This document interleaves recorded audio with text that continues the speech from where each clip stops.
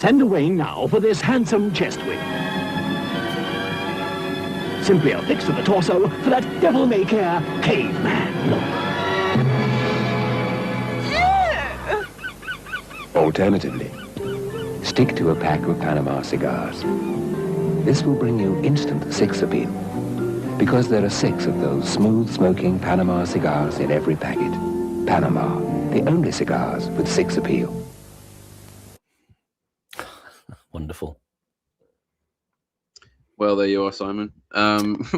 Welcome, everyone, to this impromptu stream that we weren't planning on doing on on my channel. Probably be surprised to see us on YouTube after we said vociferously over and over and over, didn't we? Twitter next week. Remember, everyone. Go to it. So we're going to have about 3 viewers for this, all in, because no one is prepared. But there you go. Yeah, as David Bowie said, we had plans for everyone, and they came to naught, wrecked by as they were by British copyright law and the grasping ways of digital rights management organizations. Yeah, it's very sad, Simon. It is. That advert, though, was a delightful thing, and I'm glad we enjoyed it together. And it's a mode that we sort of almost don't have in advertising anymore. The idea of normal, clean-limbed, healthy, lovely, attractive people just taking a moment out of the day to stop and relax and enjoy something completely wholesome, like a nice cigar. Yes, indeed. Yes, indeed. And it takes you back, Simon, to a simpler time when, you could advertise tobacco and enjoy the pleasures of life, without being... Nay, even smoke it indoors. In social venues. What has happened to us? How have we fallen, Panama? Indeed. I'm just putting out a notice, like the guardsman who puts out the little chit on Buckingham Palace, that says that the monarch is no more. I'm just putting out the sign that says our stream is no more. Go back to YouTube. Here we go. There's a link now. I can actually share that on Twitter, and we can summon legions of loyal fans. Oh no, that's the StreamYard link. I don't want to put that out. No, for God's sake. We'll get lots of people joining in. Your address on the internet, which would be wonderful and yet unmanageable. There we are. That's better. So yeah, we had plans, folks, today to continue our voodoo weekend in Haiti. We had everything ready. I had my linen suit, tastefully rumpled, ready to go. Panama had a sort of a very tight satin grey kind of number with a very thin tie and a small black satin trilby, and those kinds of shades that the Tonton Macoute wear, and a submachine gun. I must say he did look rather fetching in his ensemble. But the airport. And we were going to fly BOAC to Haiti, and after a few cocktails we would land and join Mr. Wicker in his chauffeur-driven car to the presidential palace, but it seemed not to be. Yes, indeed. It's as you say, not to be. We were not told until the moment we were going on air that you need to pay a fee to Twitter to stream there. Outrageous. And I have no intention of paying, one, to use Twitter, and two, to line the pockets of one Musk. So that is very much out of the question, I'm afraid, ladies and gentlemen. Does the man not have enough money? Exactly. Has he not wallets, overflowing? So indeed, I'm sorry, Simon. I'm just fiddling around backstage. Not in that way. Just putting the stream right. We are just fiddling. Should I plug the show while you're fiddling? Please plug the show whilst I fiddle diddle, Simon. Okay, well, here we go, folks, and here comes plug number 1.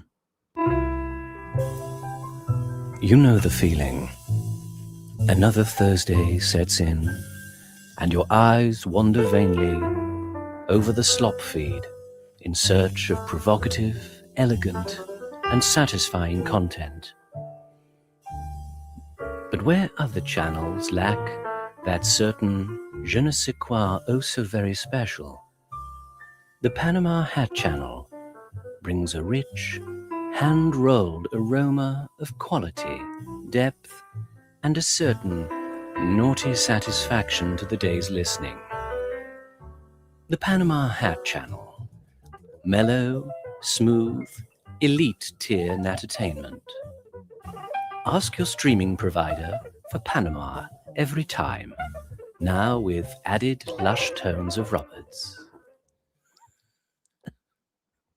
That was amazing. That was Yeah, amazing. music went crazy at the end. I was gonna say, yeah, it was like someone put the speed on the record player up and it flew off into That's the air on a G string, played by Jacques Lussier and his jazz trio, which was the original music from the Hamlet adverts. We are obviously the Panama adverts, but that Hamlet adverts, the famous and great Hamlet adverts, and that was the version which you can find on YouTube. And which became a minor hit actually for him, I think, in the UK, owing to that advert. A lot of people went out and bought the record. It's a bit more upbeat and zingy actually than the one in the advert where they just use the sort of slow passage, which is very nice, very relaxing. Because it's always after a sad moment, isn't it? Something's gone wrong. Yeah. But they light up a Hamlet cigar. That's it. Yes. And they muse wistfully on man's travails. And a philosophical moment. Again, that's, as I say, that's a kind of a mode that we are missing these days. The advert, in a way, is kind of not an advert. It's sort of like it's sort of like a It's a sort of spiritual release and encouragement to temper your rapacious consumerism with, as Scrump and Evelyn would say, go to the pub. You're going to the pub. Yeah. Having a pint of Teakston's or whatever. If you want to see some really pleasingly grotesque tobacco adverts, look up the very last few Hamlet adverts, because what happened is they were banned from advertising tobacco anywhere except before 18+ films in cinemas. And they realized that if that was the case, they could kind of do what they wanted. So they started making these deliberately quite odd ones to just to be sort of memorable to the cinema going crowd. And there's an amazing one where a man is at a party, he's enjoying a lovely cocktail sausage, and he chats up a very well-endowed lady, and then he sneezes and falls forward with the pin towards her, and the result is that the room is then showered with silica. So I don't know what that has to do with cigar smoking. No, that kind of thing. Nonetheless, yeah, indeed. Clearly delightful. So yeah, here we are, folks. We're making it up as we go along.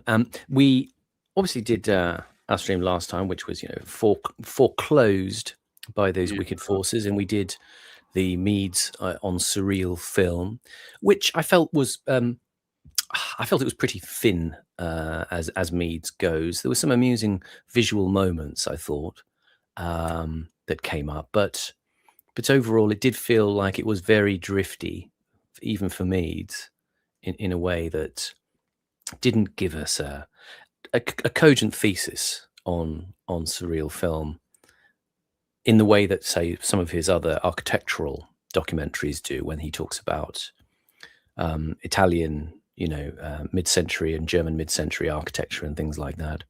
So you and I, Simon, are often left intellectually hungry, I think, by a lot of these people. We come expecting a heavyweight title, and we get a regional cage fight. It's no good. Yeah. It was pretty featherweight, wasn't it? So it was. We may trawl the Meads catalogue again in future for other things, but we may also look further afield, and if we can do a little bit more on Mr. Wicker's work, we certainly will. Yes, indeed. And tell them we've got to shill as often as we can. So there's the link if people It's not if people, when people go and give their money. It's Yes, for when you do it, yeah. And that link when you again do it.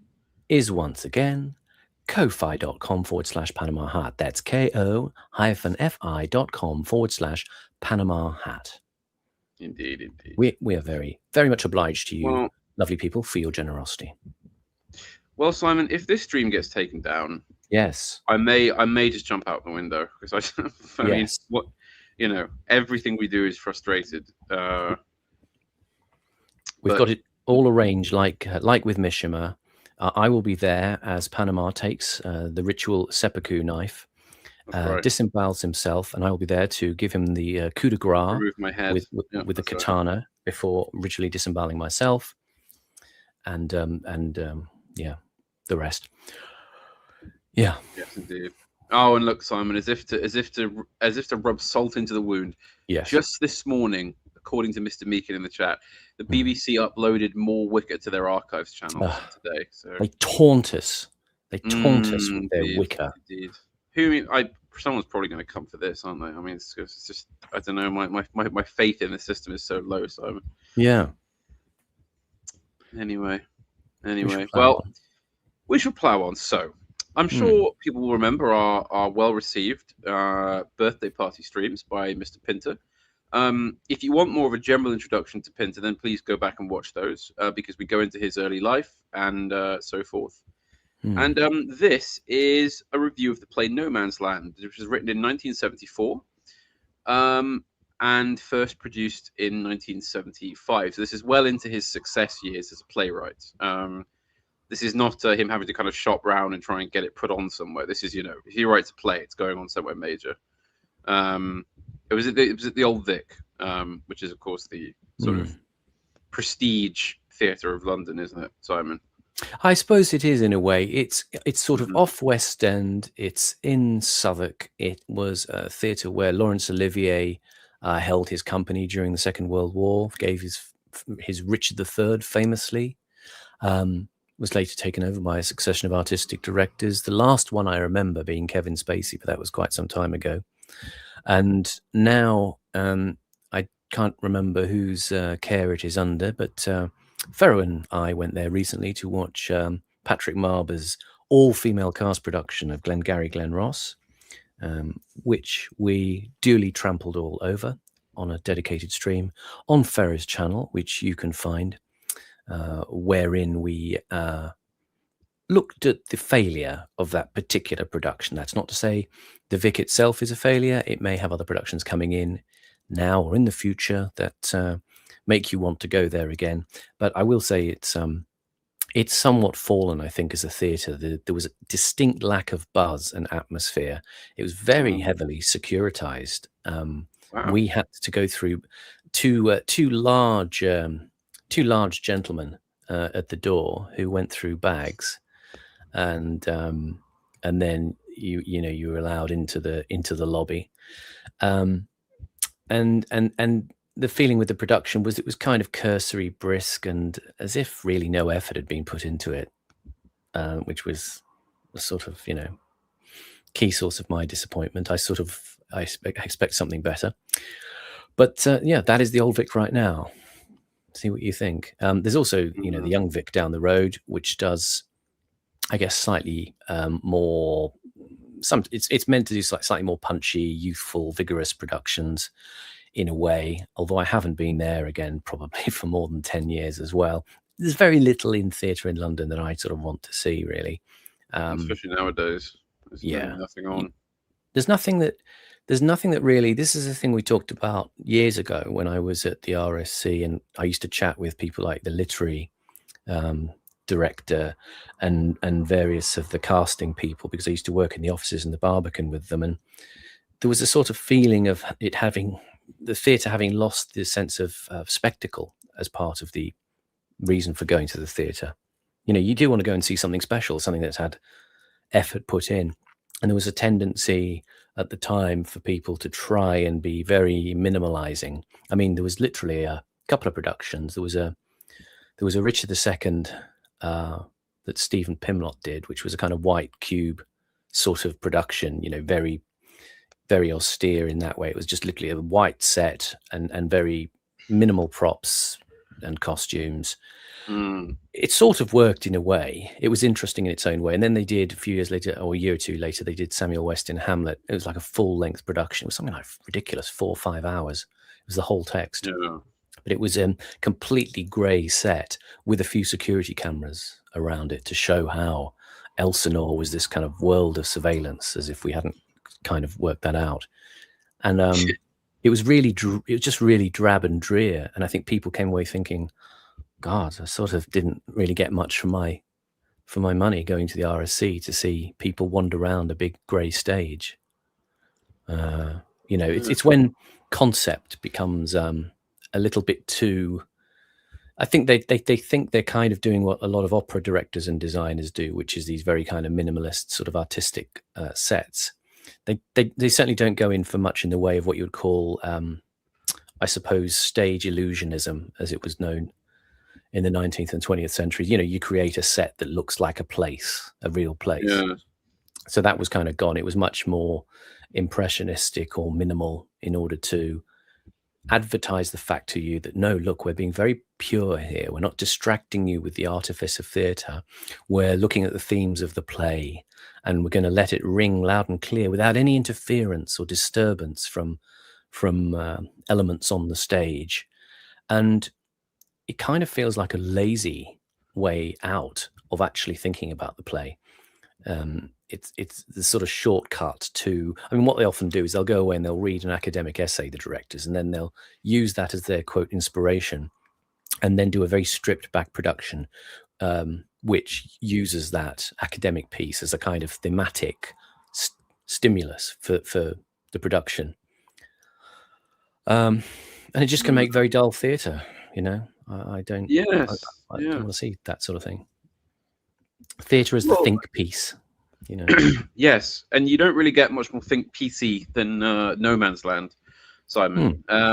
Given that it is largely set in one house. Funnily enough, the set they use, I wonder if it's inspired by Pinter's own house, which we looked at before.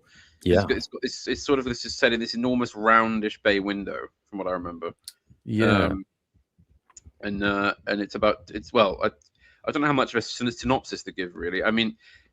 It's very different to The Birthday Party.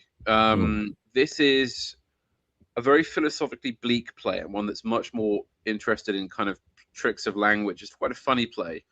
So it's about one kind of upper class litterateur in his grand house who has picked up somewhere this failed kind of scruffy supposed poet in a pub, and it's not clear whether or not they know each other or what their past might be. And the Pinter has quite a really sort of a wonderful way of setting up the ambiguity. In that it's not clear, as you say, it's not clear if the men even know if they know each other or not. And there's a huge amount of drinking, and it's quite a funny play. But it's like also any dissident right gathering. yeah, exactly. They don't really know if they know each other. No, exactly. No, it's also very philosophically bleak. It's one of the most nihilistic Pinter plays. I think No Man's Land, the title, can be taken quite literally. Good old bit of Beckettian mode, I think. I love that ambiguity that you mentioned there, though. I like with Birthday Party, the sense of, the sequence I pointed to where Meg, Stanley is interrogating Meg about who the men are, and what's the name, and does he actually remember that name?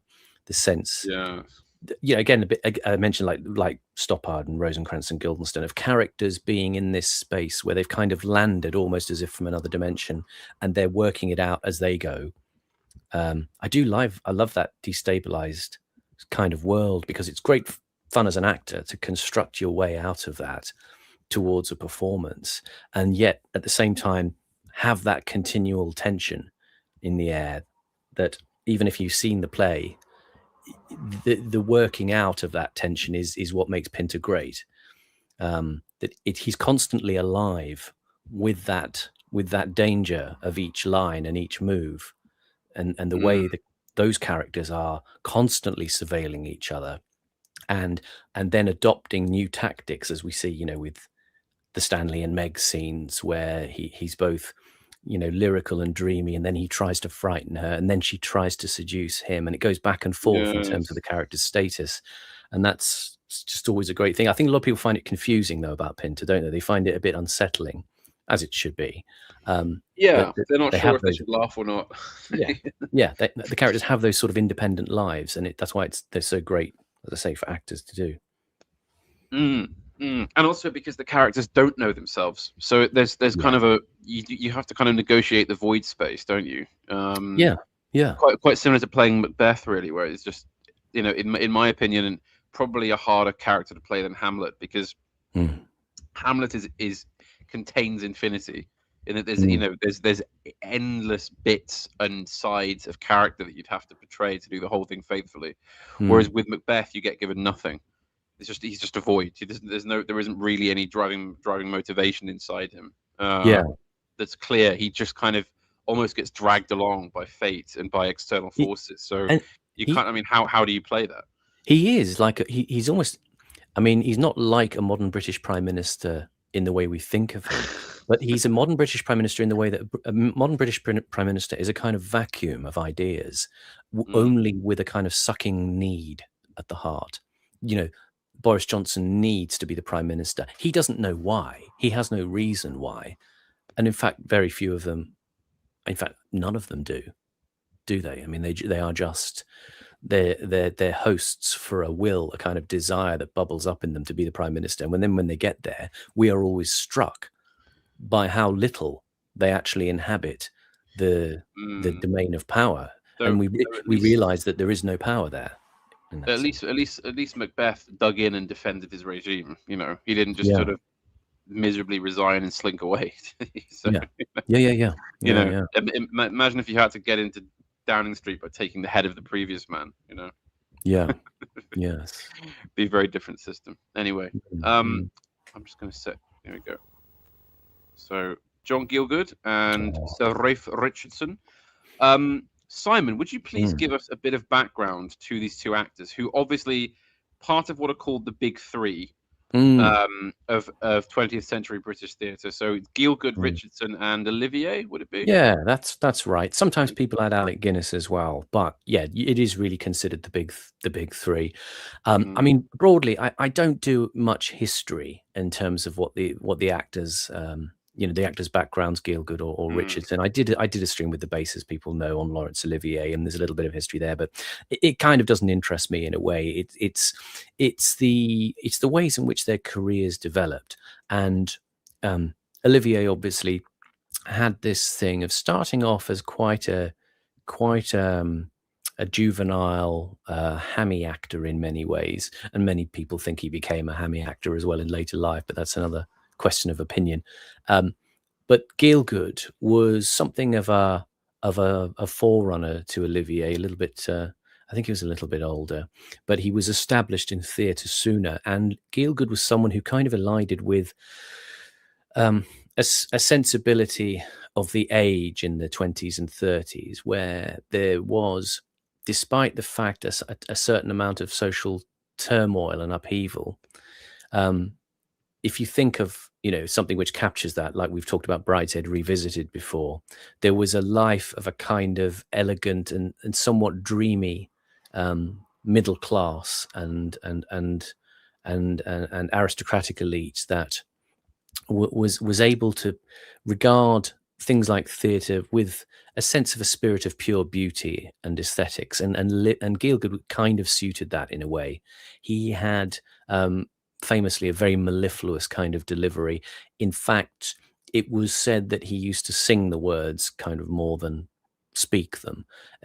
It was that he had a musicality in his voice and a tone where the words kind of flowed and swept from him in like a feeling of a continuous stream, and one that was, he had a sort of he didn't have a particularly muscular voice, but it was one which would transport and capture people in the way that a good bedtime story being told to a child can do can do the same sort of thing. And so he preceded Olivier in terms of his stature on the London stage, and mostly in sort of romantic parts. He played Hamlet famously. Olivier admired that, and he played Richard II very to great acclaim as well. He also played in a contemporary play written about Richard II called Richard of Bordeaux, and he was. It feels like it captured him at that time. He was very much identified as a kind of slightly fey, ethereal, but lyrically powerful actor. He wasn't regarded as a physical actor of charisma or great machismo or presence on the stage in that sense, but he had something of a regal bearing, shall we say, that felt people. The people felt invested him with a sort of stewardship of the bard in particular. Ralph Richardson, somewhat different in that he kind of felt like he was often a second stringer. He was playing under or with Gielgud or Olivier, but as a sort of much bluffer kind of character, not someone like Olivier who could give himself up entirely to the heroic mode. And that's something we have a lot of difficulty with these days, is that people don't really believe in the idea of the heroic mode. So they don't trust it in themselves, and they play everything ironically, and they play against the type. And if an Olivier comes along and, gives a rousing speech and leaps around the stage, people sort of wince at that because it feels like something from an era where people had this totalized belief in the sort of kingly characters that Olivier played, with full voice. And he made much of this with his characters in every kind of performance he did. He was always wanting to be physically inventive and remarkable upon the stage.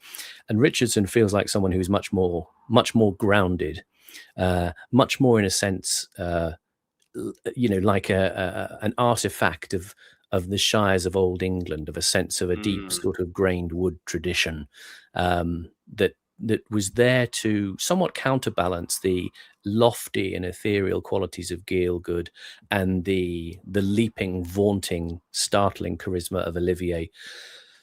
Excuse me, who by comparison Olivier was thought of as a sort of innovator in speaking Shakespearean verse. That he made it, as he sort of said, as if it was the character was born speaking that way. So he was interested in making it naturalized and giving it a natural sense of rhythm and cadence, but at the same time still retaining the power of the verse or the prose, depending on which play or which bit of a Shakespearean play he was doing. And Richardson brought something much more kind of hearty in a sense to it, and he's pretty much in the shade of Olivier and Gielgud, but he has that sort of quality, especially because you often think of him mostly as an older actor, because that's how he was largely recorded later in life, as a kind of wind in the willows kind of figure. I think there's something about Richardson that has that feeling of the Don in his wood panelled office offering you a sherry, or the retired judge in the shires taking his ease with his dog, or as in this play, I think he's a sort of an elderly, rich man living alone in his mansion in London, isn't he? So he embodies something else, but it's a little harder to put a finger on him because, as I say, he's lesser regarded in many ways. He appears as a kind of character actor of that kind of perhaps a bluff old reactionary type of caricature or sentiment, and that's the thing. So I think the thing is to sort of look at the interplay between them. I think this will be very interesting because I've never seen this production, and I'm familiar obviously with Gielgud's style. Is he someone who perhaps landed on his feet much more in terms of film and television? He would pop up in various ways, in various places. And Richardson, to some extent, did that. But the memory is more diffuse in my mind of Richardson. He had a sort of sonorous voice, and he had a certain amount of presence and threat, I would say, as well. You could see he'd be the sort of character in a film where you'd go to an old mansion in the countryside where there'd be some mad old retired colonel who would offer you a drink and then could turn very nasty on you as well. So yes, there's all sorts of feelings I have about them there that are quite impressionistic and not historical. If you want to find the history, you can go away, look on the internet, and delve into these things about the characters. I think what's much more interesting is the contributions they made to acting in terms of style and a certain solidity. And the way I've spoken about Gielgud may suggest that somehow he was he was a kind of flimsy or sort of substanceless actor. He wasn't. He although he had a mannered way of speaking, he understood how the verse worked and how it kind of tumbled out of the character and took you along on a stream of thoughts and feelings. And he was no slouch as an actor, but like many actors, he also falls into the problem of being typecast as the sonorous voiced old man.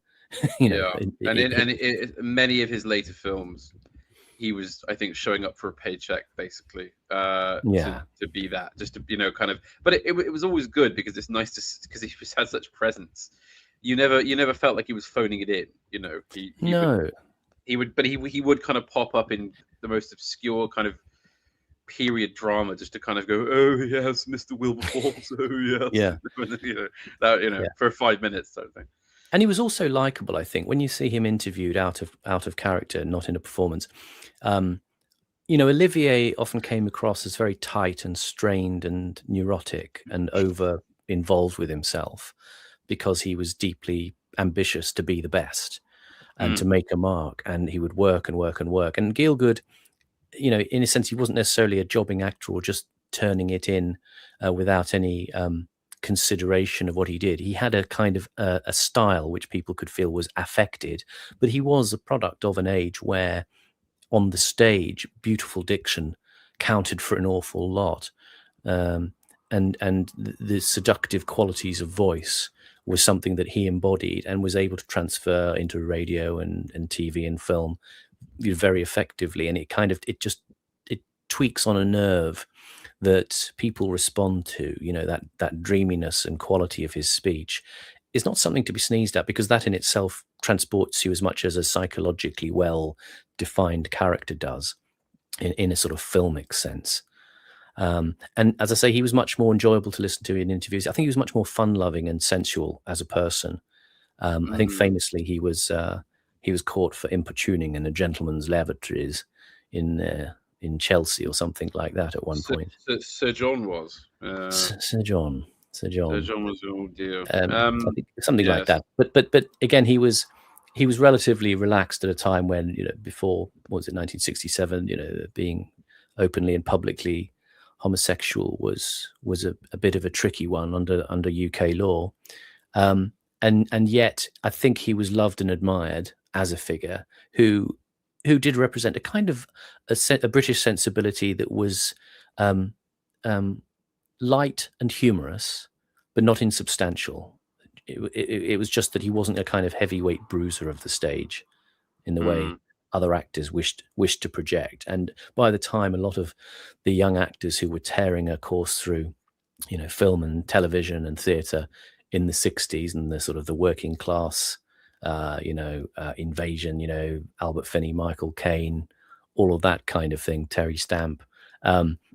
Before all that, and when all that happened, these guys were pretty much old men, and were sort of having their twilight in terms of performance. So I think it'll be interesting to sort of come back to this, and I would say to people, just immerse yourself in the way Gielgud speaks, and how deft he is, and how much wit he can put into his performance. Yes, and also how well he plays for a man who was kind of famous for his patrician stateliness and sort of rotundity in manner. He plays a wonderful scraggly down and out here. Someone with really, pathetic in a way that doesn't really make you pity him, I think, but rather makes you sort of scorn him. Really, really interesting performance, I think. But anyway, without further ado, we'll kick off. And everyone say a small prayer that we make it to the end of the video before we get kicked off. Also, I hope the audio is all right. This is an old copy, but people do need to hear the dialogue. Project, Simon. Project.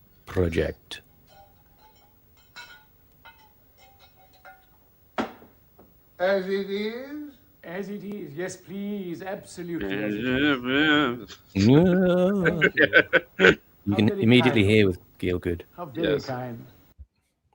He allows the sound of words to elongate and sing and song. And again, try and listen to it on its own terms. It's a kind of theatrical convention, but it can be very mellifluous and pleasant. Yes, and remember that perhaps the character is trying to use this supposed pleasure, sort of pleasurable speech to ingratiate himself with the host. Perhaps I would say that's important actually, because there is a kind of world in London where you do get these old men who are kind of like life's chances, and they're not. Yes, you do. They're not these. They're not chances in the sense of Gypsy won the lottery, blow all the money kind of thing. It's people who perhaps were born into a middle class or maybe even semi-aristocratic world, who kind of dropped out before their time. Had come, and they now drift on YouTube. Yeah, exactly. They drift around London, maybe sort of holding on to the edge of life by their fingernails. Not usually particularly wealthy. Relying, as Blanche Dubois would say, on the kindness of strangers to a certain extent. Yes, indeed. I also, as you say, and also the Hearst, the host character who owns this house, he's also of a kind of type. I don't know if they are still around actually, because you go to wealthy bits of London and you meet these horrible. Most of them are now sort of arriviste, students being paid by their parents to stay in a different country for some reason, they do just kind of sit in these large houses and sort of do nothing. Yes. And for entertainment, they kind of invite you back. You meet them in the pub and they invite you back, and you just sit there for the night, sort of thing. Very, very strange. Not mostly non-English doing it now, but in a sense, Uncle Monty's a bit like this, kind of artsy, wealthy men who just sort of exist on the fringes. They don't really have anything to mark. You're right. In a sense, that they're kind of a 20th century version in reverse, like a flip version of like Miss Havisham in a way. They sit in these maybe expensive but older, slightly decayed, cluttered properties, and you kind of don't see it. It's part of that hidden world of London, which sometimes you occasionally come across. I've come across a few characters of this mode. They may have a house up in Hampstead, or maybe somewhere a bit lower down. There was one old guy, I remember, he used to live actually round the road from me in Cricklewood, and I lived there. And he was like a kind of Michael Gough character, if anybody knows the character actor Michael Gough, living in a sort of clutter of old pictures and ornaments. And I remember myself, my girlfriend, we just got chatting to him, and he took us into his house and just gave us sherry. And he was talking about, Miss Marrable, the artist, or something, whose paintings he has. This is like somebody from the 19th century, who he was entertaining us. And it was just like when we came out, I said to him, it was like a dream, wasn't it? It was a strange world we entered into that was like a time capsule. And it was also something that sort of had no place. And I think he'd be long dead now, I'm sure. If I went back, it would almost seem like he was never there. It was like a ghost of an old London in a way. Yes. I won't tell the story now, but I was importuned somewhat by a very, very old, very wealthy homosexual gentleman who I basically, as you say, there is a sort of weird dreamlike quality to these people. Where it's sort of like, what are you doing? And there you sort of pity them a bit, really, because a lot of them are really sort of lonely, and they don't do anything. I do feel pity mostly. Yeah. It's a strange thing. Just before we carry on, I want to just praise Rafe Richardson's incredible old drunk man acting, because he really nails it. He's not doing a kind of cartoon, sloshing all over the place. He gets just that perfect, old man who's had a few whiskeys and is just sort of keeping level. That's it. Really gets it. Yeah. Will you have a whiskey? Yeah. No, you're right. That sort of observational detail, the idea of the drunk acting is not about how drunk and swaying you can be. It's about how much you're trying to keep it together. Well, exactly, because when you're drunk, you're not you're trying to be sober, aren't you? You have a heightened awareness of, Yeah. if I get up and walk across the floor now, will people see how much I'm swaying? And yes. can I make it look natural? and there's always that wonderful phenomenon of the drunk man who genuinely believes with a kind of smugness that looks perfectly sober and is completely all over the shop. Yeah. We need to get back to being better drunks, don't we? We do indeed.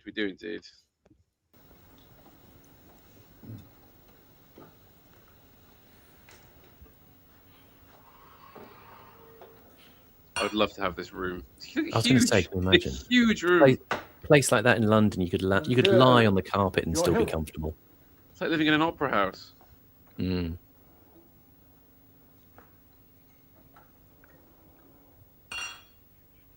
Slams that bottle down on the glass. Yeah. A little bit of Meg. And it's well suggested the kind of night these two have had, in some pub beforehand.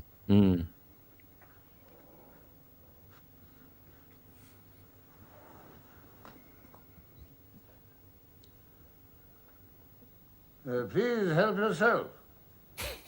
Terribly kind of you. Marvelous. Look at him. He did so much there with just sitting down.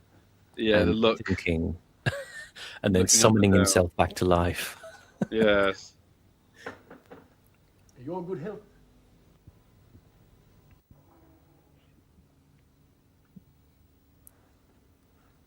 What was it I was saying as we arrived at your door? Let me see. Yes, I was talking about strength. Do you recall? Strength, yes. Yes, I was about to say, you see, that there are some people who appear to be strong, whose idea of what strength consists of is persuasive, but who inhabit the idea and not the fact. What they possess is not strength, but expertise. They have nurtured and maintained what is, in fact, a calculated posture. Half the time it works. It takes a man of intelligence and perception to stick a needle through that posture and discern the essential flabbiness of the stance. I am such a man. You mean one of the latter? One of the latter, yes, a man of intelligence and perception. Not one of the former. Oh, no, not at all. By no means. May I say how very kind it was of you to ask me in? In fact, you are kindness itself. Probably always are kindness itself. Now, and in England, and in Hampstead, and for all eternity. What a remarkably pleasant... Pause, take a tactical copyright pause. Just, again, to say that, the opening of the play, obviously Pinter's famous, writing in pauses, so to speak. But you've got to remember, as an actor, you don't just stop acting or say nothing when there's a pause. You essentially, he's kind of indicating a process whereby other stuff is going on in the actors, in the characters' minds, in the behavior. I mean, you do have to. This is interesting because when you've got actors as fine as this, and the way it's filmed, the calibration of each moment of thought as it flits across their face or across their posture as they slump in the chair or sigh. And here you have this sort of opening scene that gives you an immediate statement of the relative status that's going on. Gielgud is playing, as we would say, low status, and he's carried along by Pinter in that. And he's making a kind of a sort of very self-conscious self-justification for his what would you say, his reticence, his shyness, his sense of being in a place where he's not entitled to be. No, and he's working so hard to justify his presence here. With these kind of flights of rhetoric. And of course, we don't really understand why that he's been invited back anyway. Yeah. So and because the Rafe Richardson's character seems somewhat uncomfortable with him, you're sort of thinking, well, what is going on here? Yeah, you get a slight sense that he's Gielgud's his character's parasitizing on Richardson, and he's going to enjoy this drink in this fine place. Yes, for all he can. Here, safe from all danger. But please don't be alarmed. I shan't stay long. I never stay long with others. They do not wish it. And that for me is a happy state of affairs. My only security, you see, my true comfort and solace, rests in the confirmation that I elicit from people of all kinds a common and constant level of indifference. It assures me that I am as I think myself to be, that I am fixed, concrete. To show interest in me, or, good gracious, anything tending towards a positive liking of me would cause in me a condition of the acutest alarm. Fortunately, the danger is remote.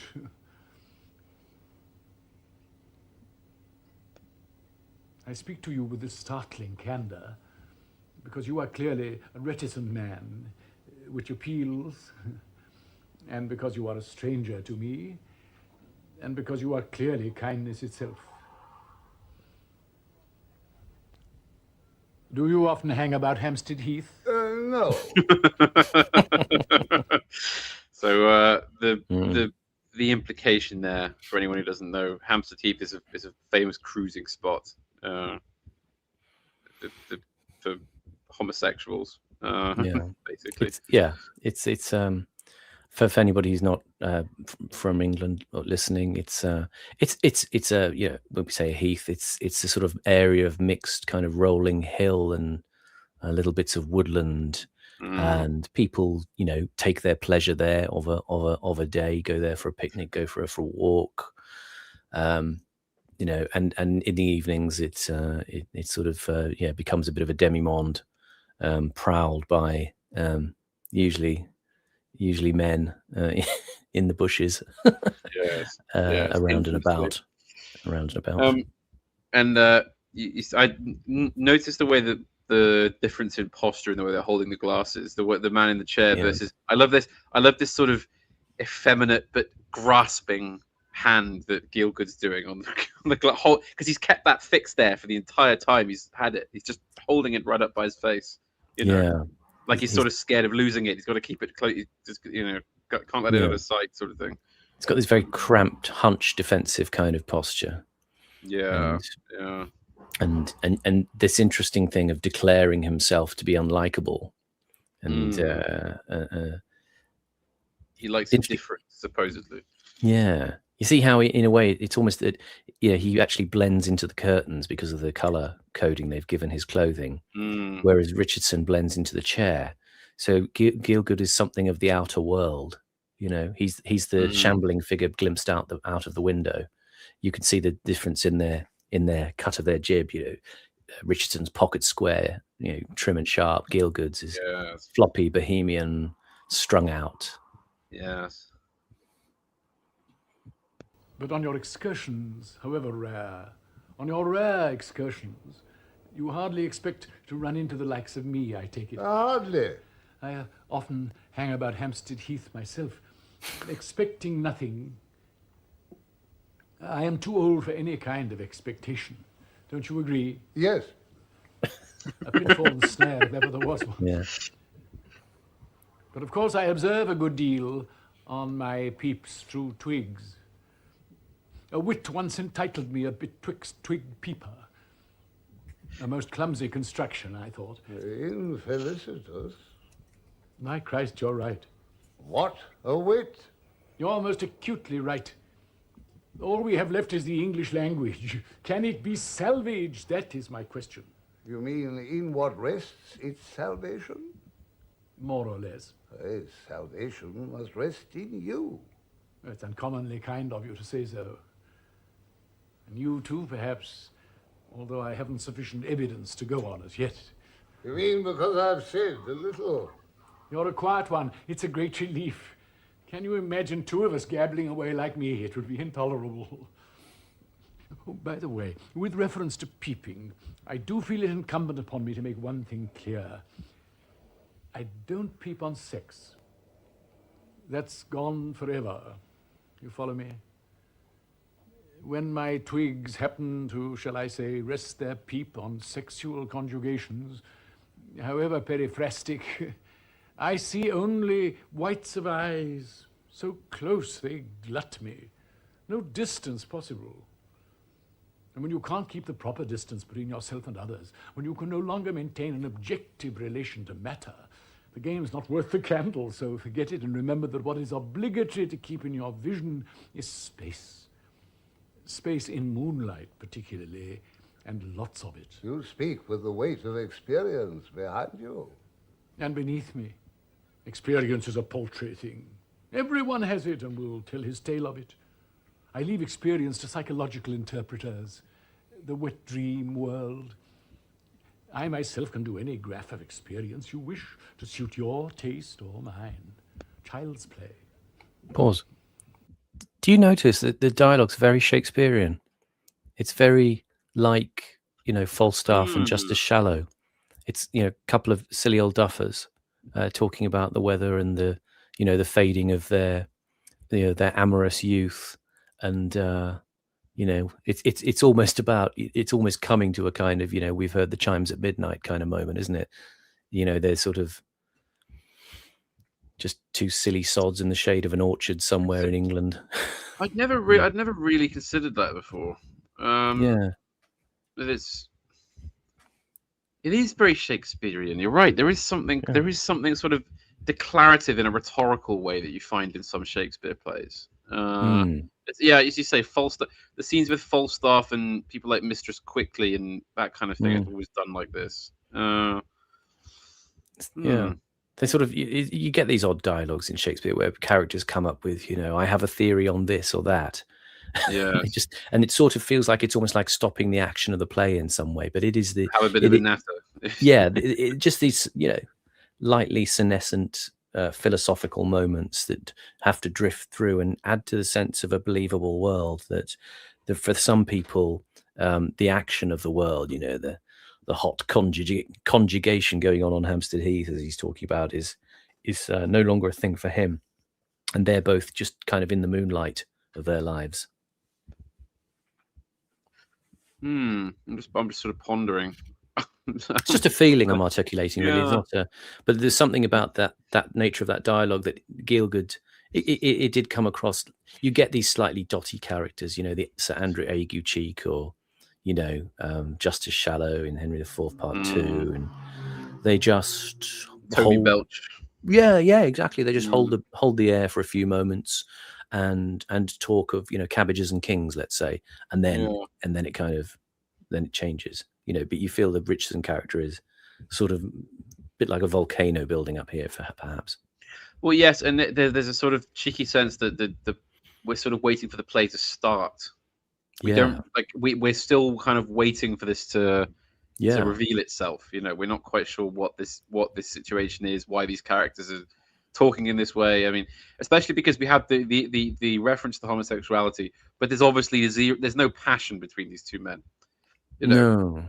It's clearly not, even though there's a reference to Hampstead Heath where they may have met, there's no indication that was the build up behind it, if you like.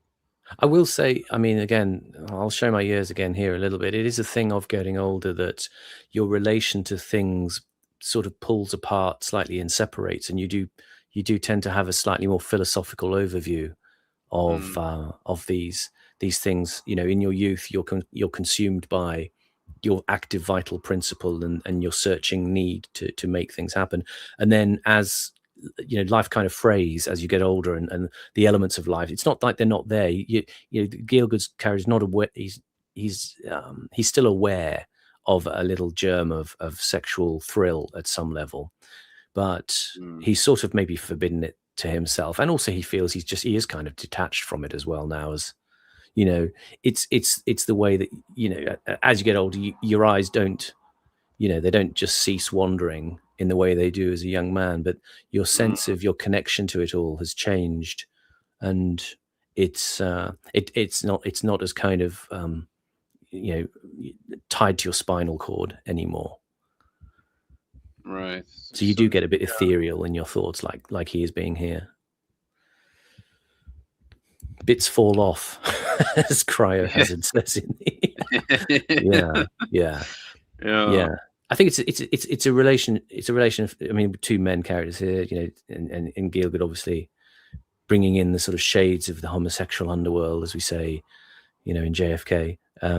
But it is just that part of the natural passage of life, kind of moving, and the things are there, but they're no longer connected in the same way, and they hover around like these ghosts of the past. Yes, yeah. I think "Ghosts of the Past" is a very apt phrase to sum up the feeling of this play. You're haunted by something, but not quite sure what at the moment. The present will not be distorted. I am a poet. I am interested in where I am eternally present and active.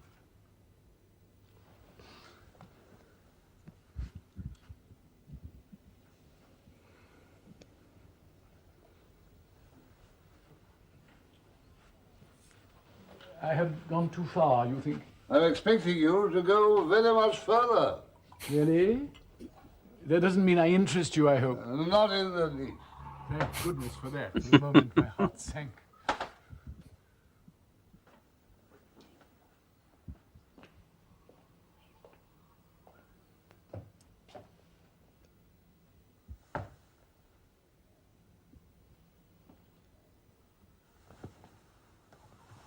But nevertheless, you're right. Your instinct is sound. I could go further in more ways than one. I could advance, reserve my defenses, throw on a substitute, call up the cavalry, or throw everything forward out of the knowledge that when joy overfloweth, there can be no holding of joy. The point I'm trying to make, in case you've missed it, is that I am a free man. It's a long time since we had a free man in this house. We? I? Is there another? And another what? People? Person? What? Other? There are 2 mugs on that shelf. The second is for you. And the first? Would you like to use it? Would you like some hot refreshment? That would be dangerous. I'll stick to your scotch if I may. Help yourself. Thank you. I'll take a whiskey with you, if you would be so kind. With pleasure. Weren't you drinking vodka? I shall be happy to join you in a whiskey. You will take it as it is, as it comes? Oh, absolutely as it comes.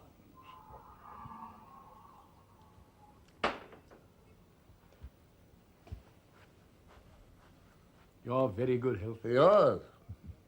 Tell me, do you often hang about Jack Straw's castle? I knew it as a boy. You find it as beguiling a public Pause. house? It's Jack Straw's castle, I should say. It's a public house, just as you go from the sort of top of the hill at Hampstead Heath, where the car park is, and just a little way down a tree-lined avenue. I think it's down there, isn't it? Or is it? It's actually on the top of the hill. I can't remember. No, it's down somewhat. It's on the road as you kind of skirt the edge of Hampstead Heath. Yeah. Pleasant pub. Very oldie. It's a very large building. Yeah. Yeah, nice place. I went in there once recently, actually. Yeah. Now, as it was in the days of the highwayman, when it was frequented by highwaymen, notably Jack Straw, the great Jack Straw. Do you find it very much changed? It changed my life.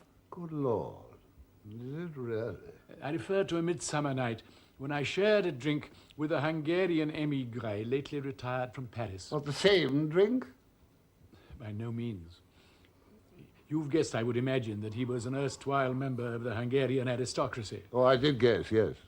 On that summer evening, led by him, I first appreciated how quiet life could be in the midst of yahoos and hullabaloos. He exerted on me a quite uniquely calming influence, without exertion, without any desire to influence. He was so much older than me, My expectations in those days, and I confess I had expectations in those days, did not include him in their frame of reference. So, I had meandered over to Hampstead Heath, a captive to memories of a more than usually pronounced grisliness, and found myself, not much to my surprise, ordering a pint at the bar of Jack Straw's castle. This Pause. achieved, and having negotiated a just got to point this out again. I mean, again, you've got to remember, Gielgud, he may not seem like the most physical actor in the world, but what he does, while very understated, is very telling. The way he just uses his hands and his fingers, you know, the stiffened finger as he's talking about this recollection of this old desire that he had, and then the hands kind of pouring at the glass. Just very telling. He knows his camera work. He may be a theatre actor, but he knows what's in the frame kind of matters here.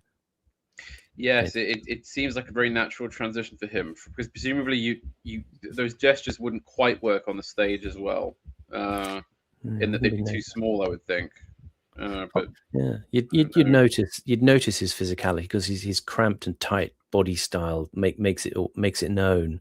But it's the thing of, as you say, I think he is very natural, actually. The kind of flow of thoughts bubbling out of him, and the sense of protesting how he has no desire, and yet he clearly is worked up by these memories. I don't know if I'm daring to wonder, but there's almost an element of Montiness about him here, you know. A little bit, the sort of slightly risible campness. Yeah. Certainly. Path through a particularly repellent lick-spittling herd of literati, I stumbled unseeing with my pint to his bald, tanned, unmoving table. How bald he was. I think after quite half my pint had descended, never to be savoured again, that I spoke suddenly spoke, and received a response, no other word will do, a response the like of which... What was he drinking? What? What was he drinking? Pernod. I was impressed, more or less at that point, by an intuition that he possessed a measure of serenity, the like of which I had never encountered. Well, what did he say? You expect me to remember what he said?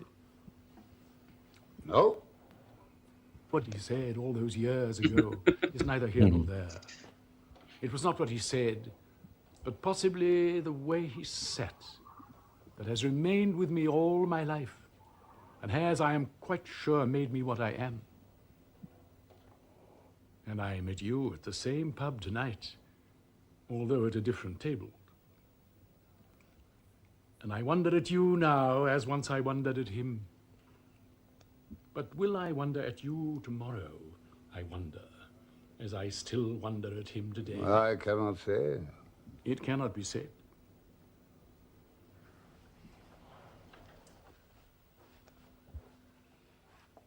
I'll ask you another question. Have you any idea from what I derive my strength? Strength? No. I have never been loved. From this I derive my strength. Have you ever been loved? Oh, I don't suppose so. I looked up once into my mother's face. What I saw there was nothing less than pure malevolence. I was fortunate to escape with my life. You will want to know what I had done to provoke such hatred in my own mother. You'd pissed yourself. Quite right. How old do you think I was at the time? I mean, this is, again, the reason these plays don't work, if you don't have an ear for the comedy, is that you'll mess up all these wonderful, vaguely surreal lines, you know. And you know, you've got to have an ear for it. Yeah. And the way, you know, the way people think about Pinter as, you know, the theatre of menace, but this is a different thing, isn't it? The menace is kind of, you know, it's kind of inverted in some way. It's interiorized. You know, you could see the menace is coming from the Richardson character in his containment of, he's aware that is it Spooner, the character, the Gielgud character? Yes, Spooner. Spooner is feeding off him in this way, and he's, you know, he's it's almost as if, you know, you took Goldberg, you know, and you started trying to kind of parasitize off his energy, and he would kind of writhe a bit like this, and his aggression would go inwards, and he would start to kind of almost deny his own past and his own connection to anything else. You know, the way Spooner says, "Have you ever been loved?" Oh, I'm sure I wasn't. You know, actually, you feel possibly he was. You feel there's much more to him in that way, that he's just aware that he kind of has to shut off the connections to this character, otherwise he'll get his claws into him in some way. Yeah, he's sort of putting up with him for the evening. You know, just going along with his flights of fancy. Yeah, his regret is palpable. Time 28. Quite right. However, I left home soon afterwards. My mother remains, I have to say, a terribly attractive woman in many ways. Her buns are the best. Her currant buns, the best. Would you be so kind as to pour me another drop of whiskey? Certainly. I mean, surely he must be obviously lying about his mother. Yeah. He's just talking, for, desperately trying to fix his place in this world. Perhaps it's about time I introduced myself. My name is Spooner. Ah. I'm a staunch friend of the arts, particularly the art of poetry, and a guide to the young. I keep As are open we. house. Young poets. Staunch friends of the arts, aren't we, Simon? That's a motto we can use on the channel as well, yeah. I think we'll have to add an even higher tier of member called Staunch Friend of the Arts. That would be an exceptional. Indeed. And if you would like to be Staunch Friend of the Arts, then please head over to ko-fi.com/Panama Hats. Link is in the description. And you can become a staunch friend of the arts through there. I'd also like to remind the audience that our regular challenge is still active.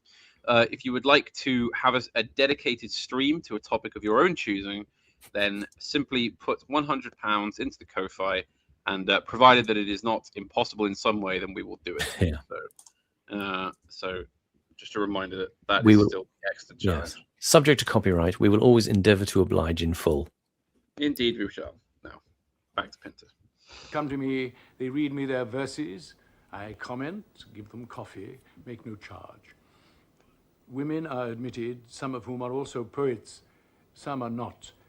Some of the men are not. Most of the men are not.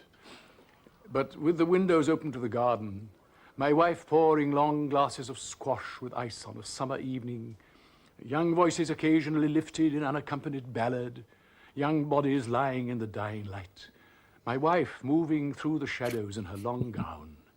What can ail? I mean, who can gainsay us?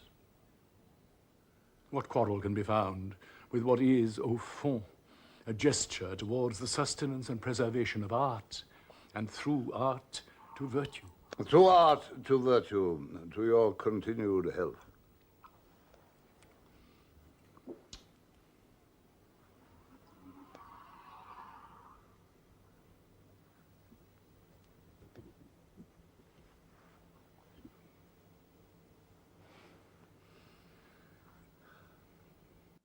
Sitting down, making quite a meal of sitting down as well, and mentions of his wife as well. Suddenly there's a wife. Because but it's completely plausible in this, for this generation of men, this would be they would have a wife. Standard issue beard. Yes, indeed. When we had our cottage, we gave our visitors tea on the lawn. I did the same. On the lawn? I did the same. You had a cottage? Tea on the lawn. What happened to them? What happened to our cottages? What happened to our lawns? Be frank, tell me. You've revealed something. You've made an unequivocal reference to your past. Don't go back on it. We share something, a memory of the bucolic life. We're both English. In the village church, the beams are hung with garlands.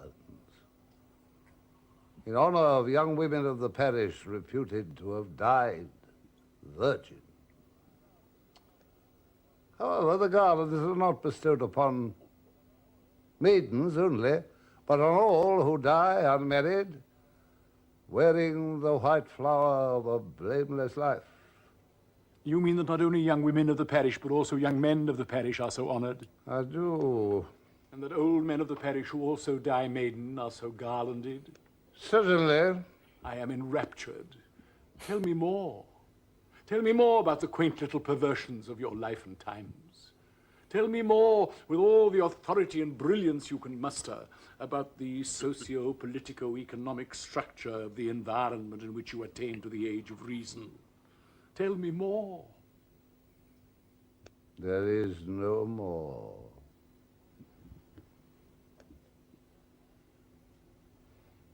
Tell me then about your wife. What wife?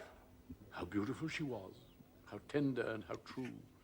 Tell me with what speed she swung in the air, with what velocity she came off the wicket, whether she was responsive to finger spin, whether you could bowl a shooter with her, or an off break with a leg break action. In other words, did she Google? So here we have the irresistible Pinter cricket dialogue. You know, I mean, obviously there's overtones to that speech. You know, the use of sort of strange cricket words. Yeah, Did you game. Google?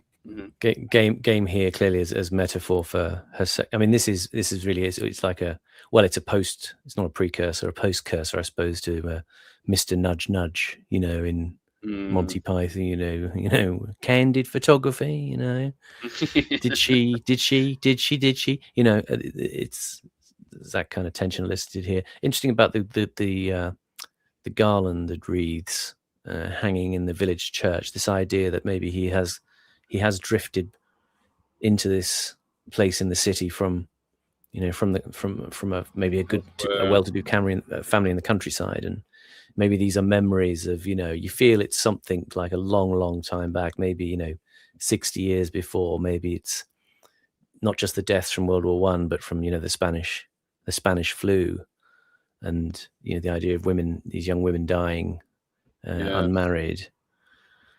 It's drifting back. Indeed, Simon. He probably had a book in Boots' library, tea and Fuller's. That's it. That kind of thing. But interesting that there's so there's such an early and direct. You know, we're both Englishmen.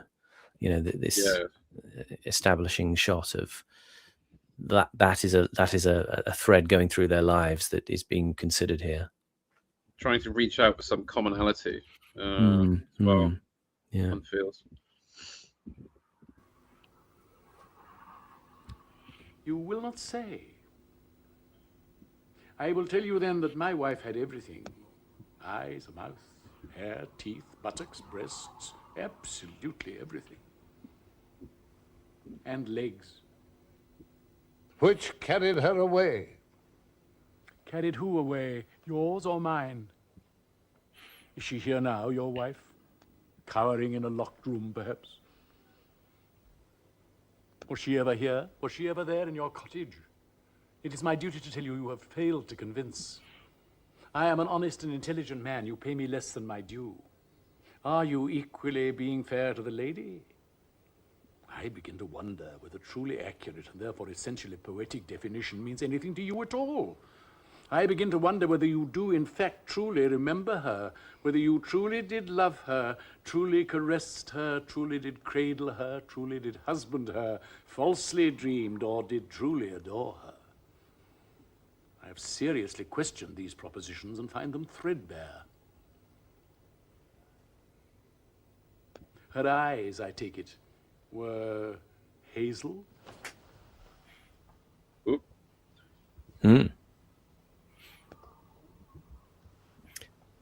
So, Lord Ecclesford in the chat there mentioning that Spooner and Hurst are named after cricketers, and I wonder if I wonder if that metaphor I used when we did birth. Sorry.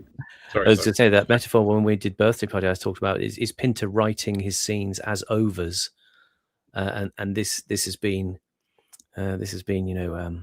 Spooner has been bowling, yeah, and Hurst is on bat, and he's you know, he hasn't quite hit a six yet, but No. but he's taken a swing here. He's been discomforted by, Spooner's bowls. It's all gone a little bit wrong now, isn't it? Yeah. Go on, boy. Lord, good Lord, do I detect a touch of the maudlin? Touch of the maudlin. I ask myself, have I ever seen hazel shit? Or hazel eyes, for that matter? Do I detect a touch of the hostile? Do I detect, with respect, a touch of too many glasses of ale, followed by the great malt which wounds? Which wounds? Tonight, my friend, you find me in the last lap of a race I had long forgotten to run. A metaphor. Things are looking up. I would say, albeit on a brief acquaintance, that you lack the essential quality of manliness, which is to put your money where your mouth is.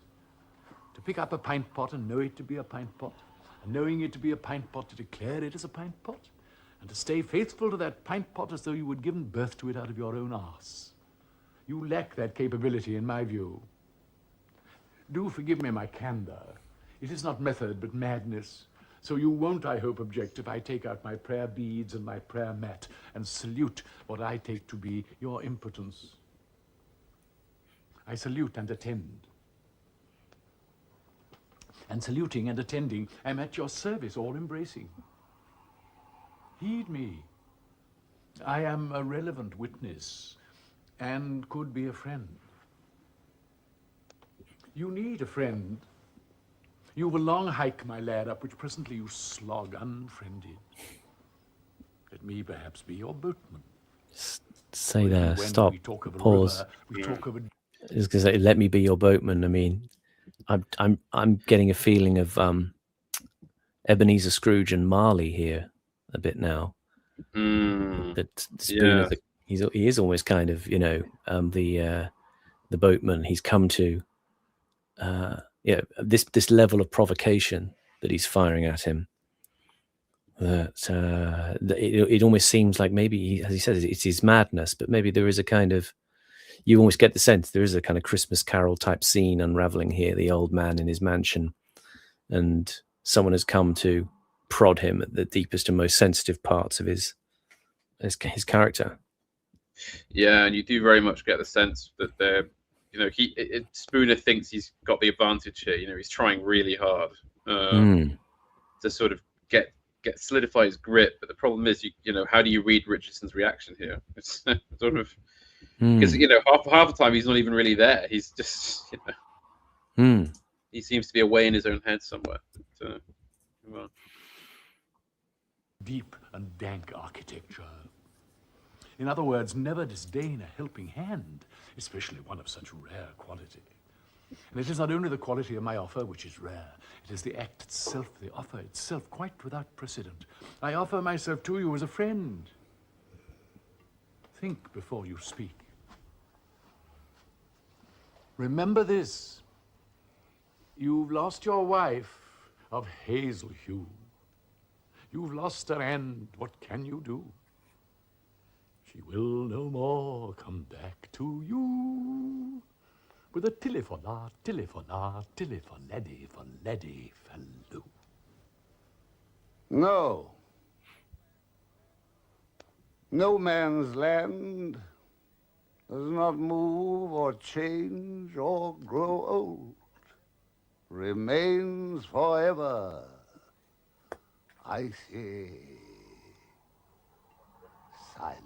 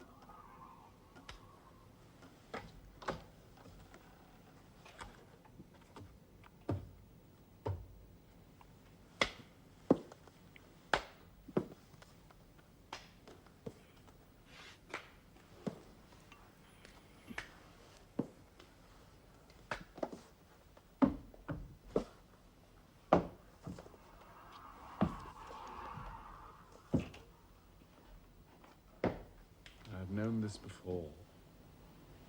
Exit through the door by way of belly and floor.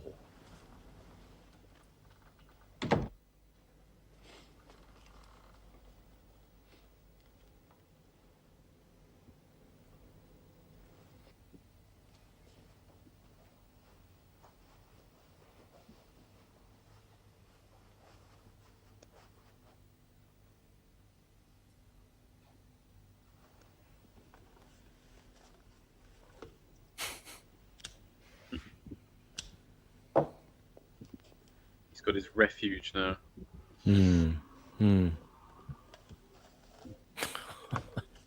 Oh, yeah. Grubby. Pocketing the fags. Interesting observation. Interesting observation in the chat there. Alcohol isn't also called spirits for no reason at all. The term derives from the Latin word spiritus, meaning breath or soul, reflecting the belief that distillation released the supernatural vital component. Interesting thoughts there.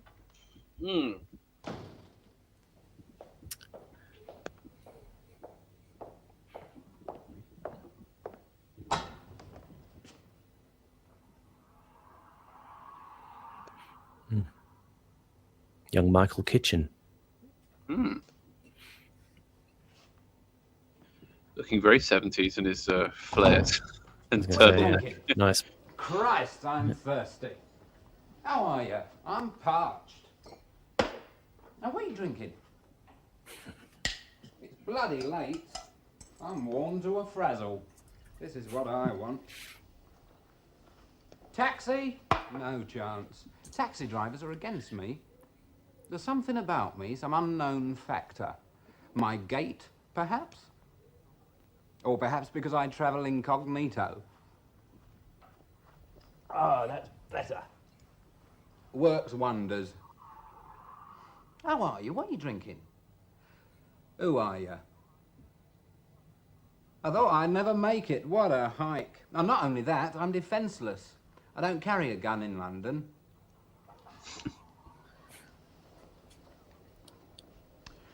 But I'm not bothered. I think we should bring back polo necks and jackets, by the way. Polo necks and jackets. Yeah, I like this. Yeah.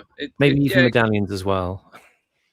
Yeah, it's Simon yearning for his childhood fashions here. You know, there was a time when he would strut down Camden High Street, you know, in his heels and Cuban heels and a polo neck. Yeah, exactly. I had polo necks as a kid, but we didn't have jackets to go with them. And you're thinking now, I quite like this look. It feels like the right look to be lounging around a impressive Hampstead pile with a whiskey or a Absolutely. You know, Simon used to click his fingers and call people Daddy-O. You know. Oh, what times? It's all.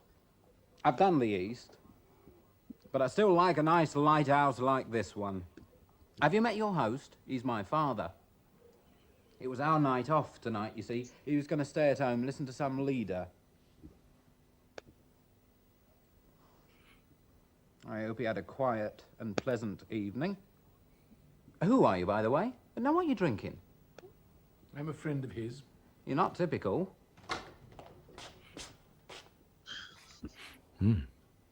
Like Piccadilly Circus in there.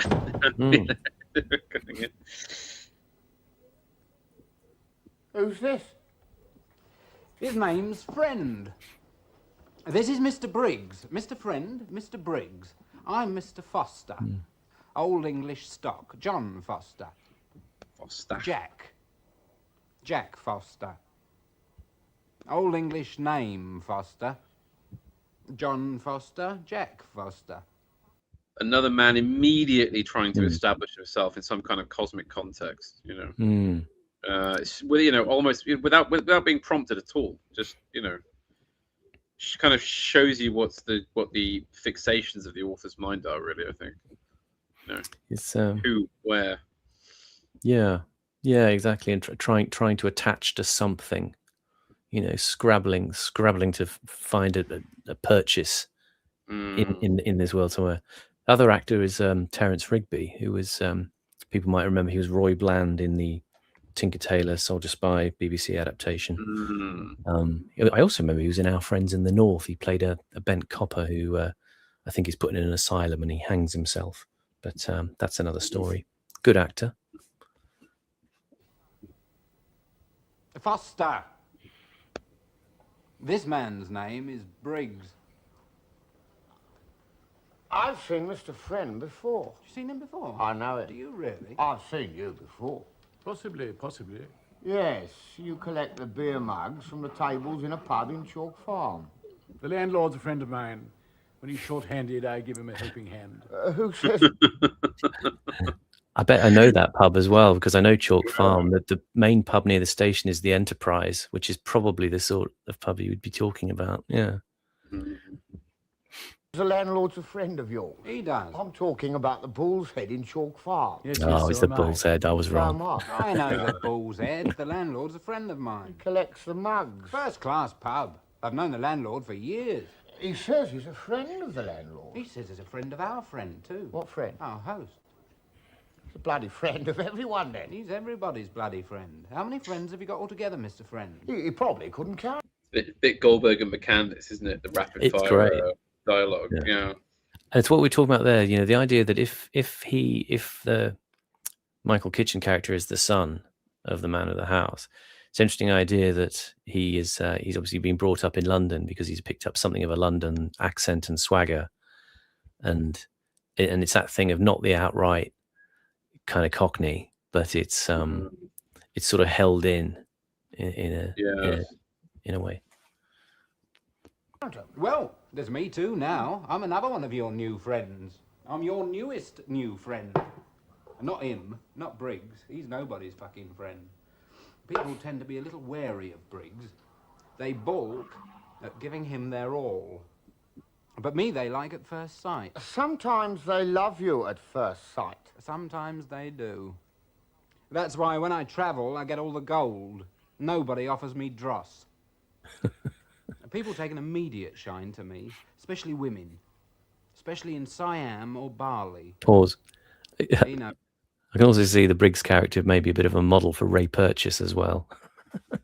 Yeah, there is definitely a resemblance there, isn't there? Sort of teeth grinding kind of sort of With his character. hair.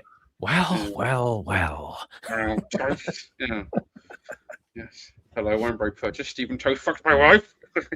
Would you say Pinter's plays are surreal? Asks Cthulhu Rise in the chat. That's an interesting question.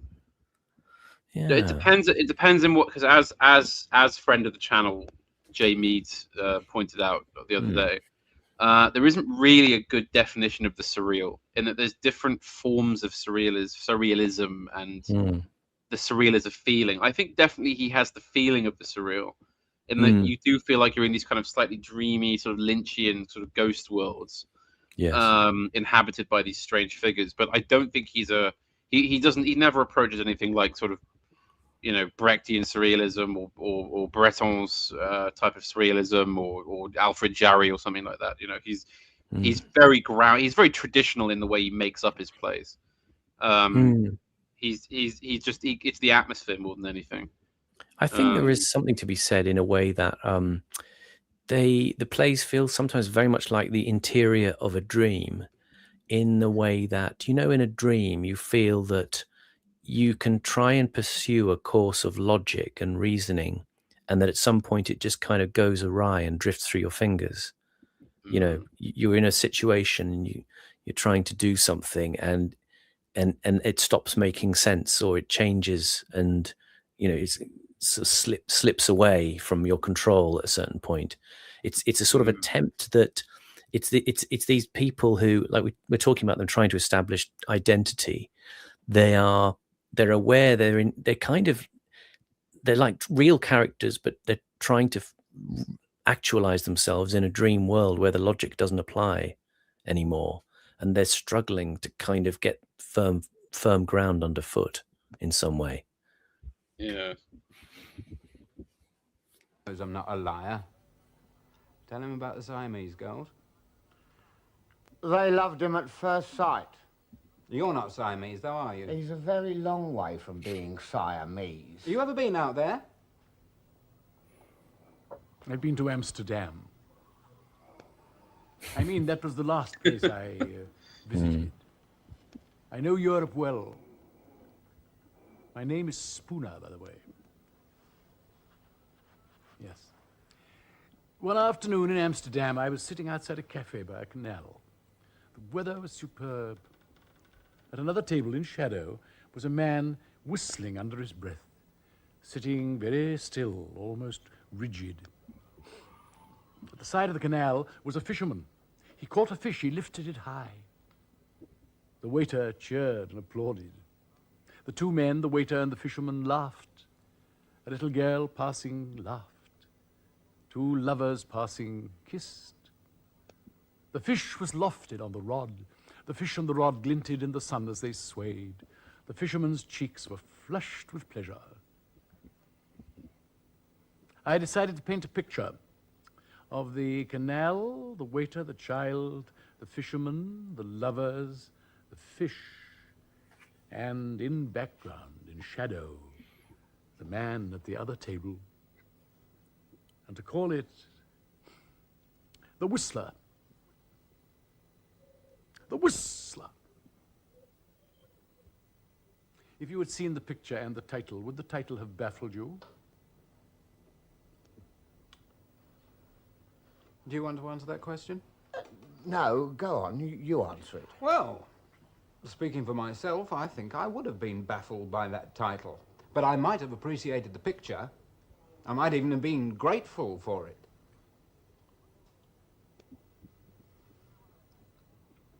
Did you hear what I said? I might have been grateful for the picture. A good work of art tends to move me, you follow me? I'm not a cunt, you know. Pause.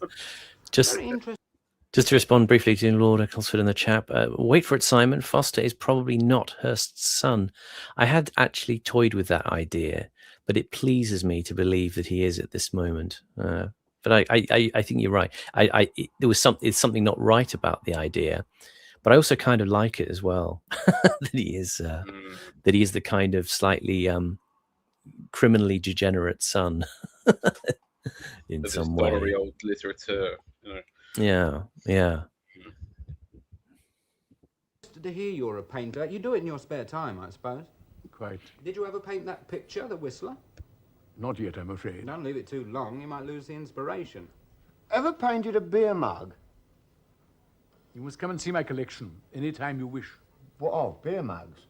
No, paintings. Where'd you keep it? At my house in the country, you would receive the warmest of welcomes. Who from? My wife, my two daughters. Really? Would they like me? What do you think? Would they love me at first sight? Very possibly. What about him? They are remarkably gracious women. You're a lucky man. What are you drinking? Scotch. There's always this great tension between the men of words and the men of violence, isn't there? Yes, yeah. The way Pinter builds up that tension under the surface, where you're waiting for the violence to explode out like it does at the birthday party. There's always these characters who are sort of coming on and going, "You're not going to smart ass your way out of this one." No. You can bullshit the old man, but you can't bullshit me, sort of thing. Yeah. When I was out east once, a kind of old stinking tramp, bollock naked, asked me for a few bob. I didn't know him, he was a complete stranger, but I could see immediately he wasn't a man to trust. He had a dog with him. They only had about one eye between them. So I threw him some sort of coin. Now he caught this bloody coin, he looked at it with a bit of distaste, and then he threw the coin back. Well, automatically I went to catch it. I clutched at it, but the bloody coin disappeared into thin air. Now, it didn't drop anywhere, it just disappeared into thin air on its way towards me. He then let out a few curses and pissed off with his dog. Oh, here's your whiskey, by the way.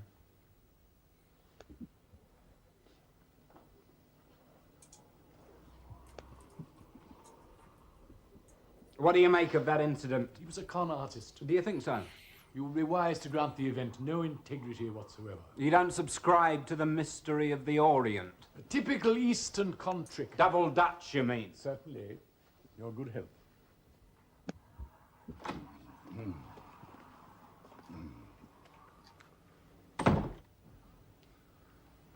I can't sleep. I slept briefly, I think. Perhaps it was sufficient. Yes, I woke up out of a dream. I feel cheerful. Who'll give me a glass of whiskey? My goodness, is this for me? How did you know? You knew. Oh, you're very sensitive. Sure. What day is it? What's the time? Is it still night? Yes. The same night. I was dreaming of a waterfall. No, of a lake. I think it was just recently. Can you remember when I went to bed? Was it daylight? It's good to go to sleep in the late afternoon, after tea and toast. You hear the faint beginnings of the evening sounds, then nothing. As everywhere else, people are changing for dinner. You're tucked up, the shutters closed, gaining a march on the world.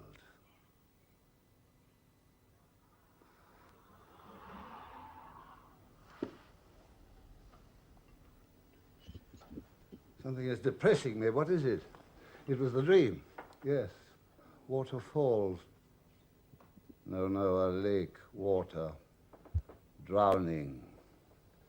Not me, someone else. Oh, how nice to have company. Can you imagine waking up, finding no one here, just furniture staring at you? Oh, it's most unpleasant. I've known that condition. I've been through that period. Cheers. I came round to human beings in the end, like yourselves. A wise move. I tried laughing alone. Oh, pathetic. Have you all got drinks? Who is that?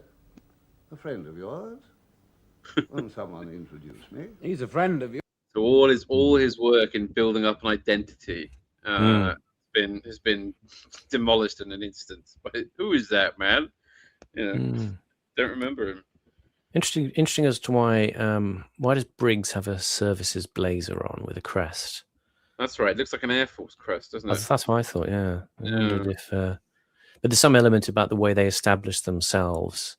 In this very fixed way. They occupy the chairs much more convincingly than Spooner does. These aren't self-effacing people in that way. No. There's much more sort of self-awareness to them. There's a relaxation that Spooner obviously completely lacks. And Hurst is instantly relaxed with these quiet men of threat than he is with Spooner and his needling psychological provocation. Yours. In the past, I knew remarkable people. I have a photograph album somewhere. I'll find it. Yes, you'll be impressed by the faces. Very handsome. Sitting on grass with hampers. I had a moustache. Quite a few of my friends had moustaches. Well, remarkable faces. Remarkable moustaches. What was it? Informed the scene? A tenderness towards our fellows, perhaps. The sun shone. The girls had lovely hair, dark, sometimes red. Under their dresses, their bodies were white. It's all in my album.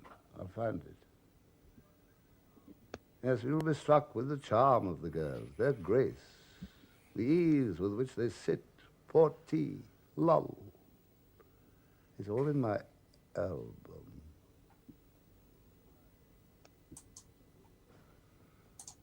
Who is the kindest among you?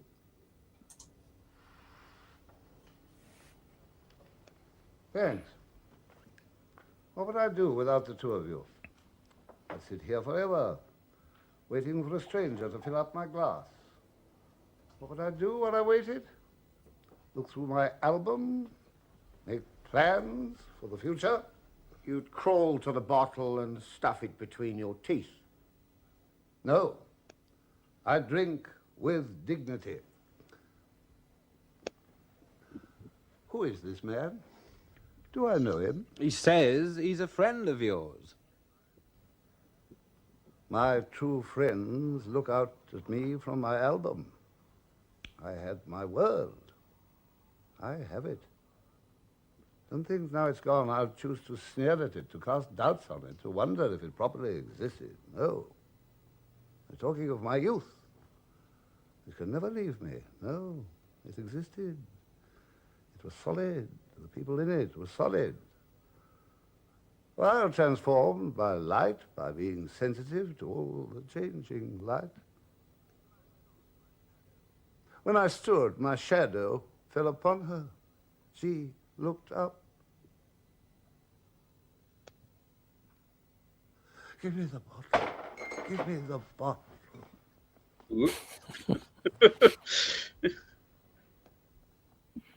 It's gone. Did it exist?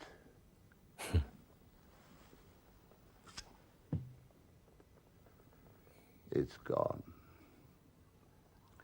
It never existed.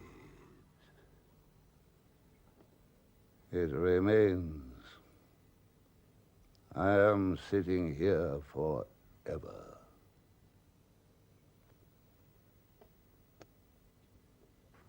Oh, how kind of you. I wish you'd tell me what the weather's like. I wish you'd damn well tell me what night it is, this night or the next night or the other one, the night before last. Be frank. Is it the night before last? Help yourselves. I hate drinking alone. There's too much solitary shittery. Now, what was it? Shadows, brightness through leaves, young lovers gambling in the bushes, a fall of water. It was my dream. The lake. Who was drowning in my dream? It was blinding, I remember it.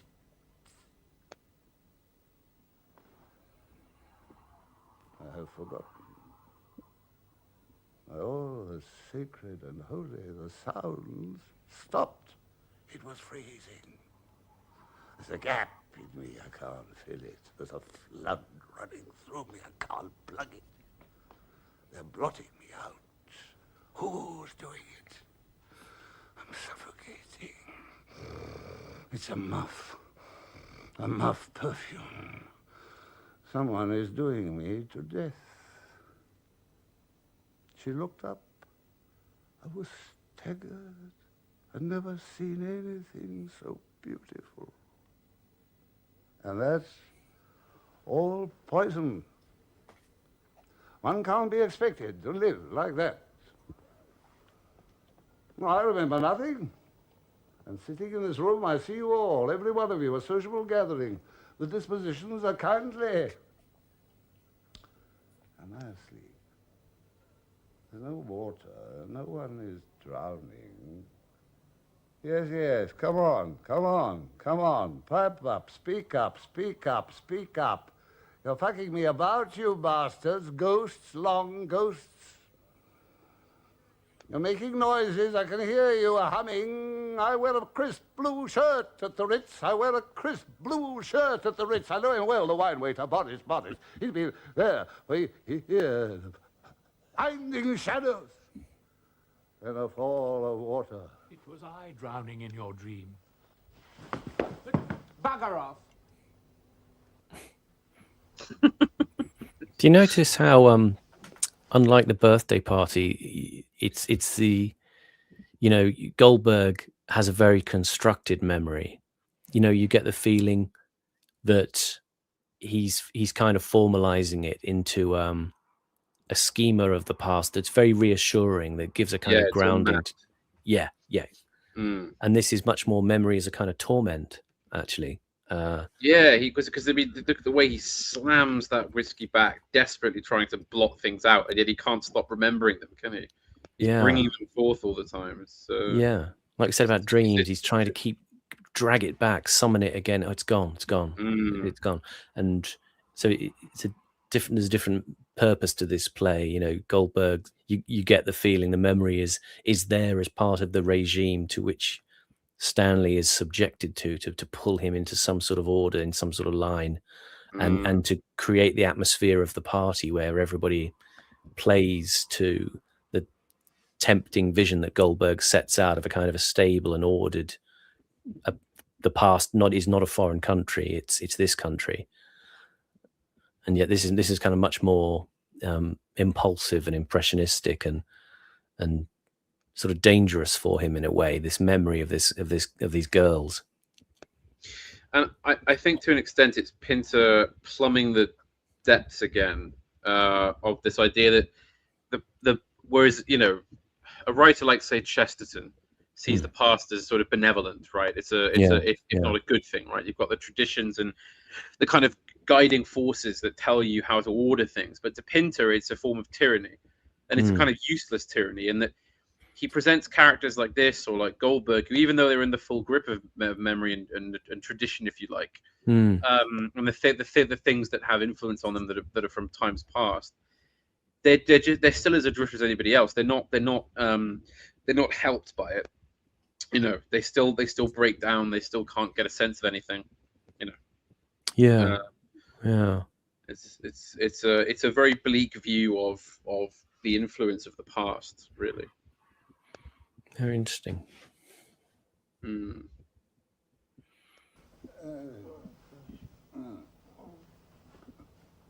Well, hand me. He has grandchildren, as have I, as I have. We both have fathered. We are of an age. I know his wants. Let me take his arm. Respect our age. Come, I'll seat you.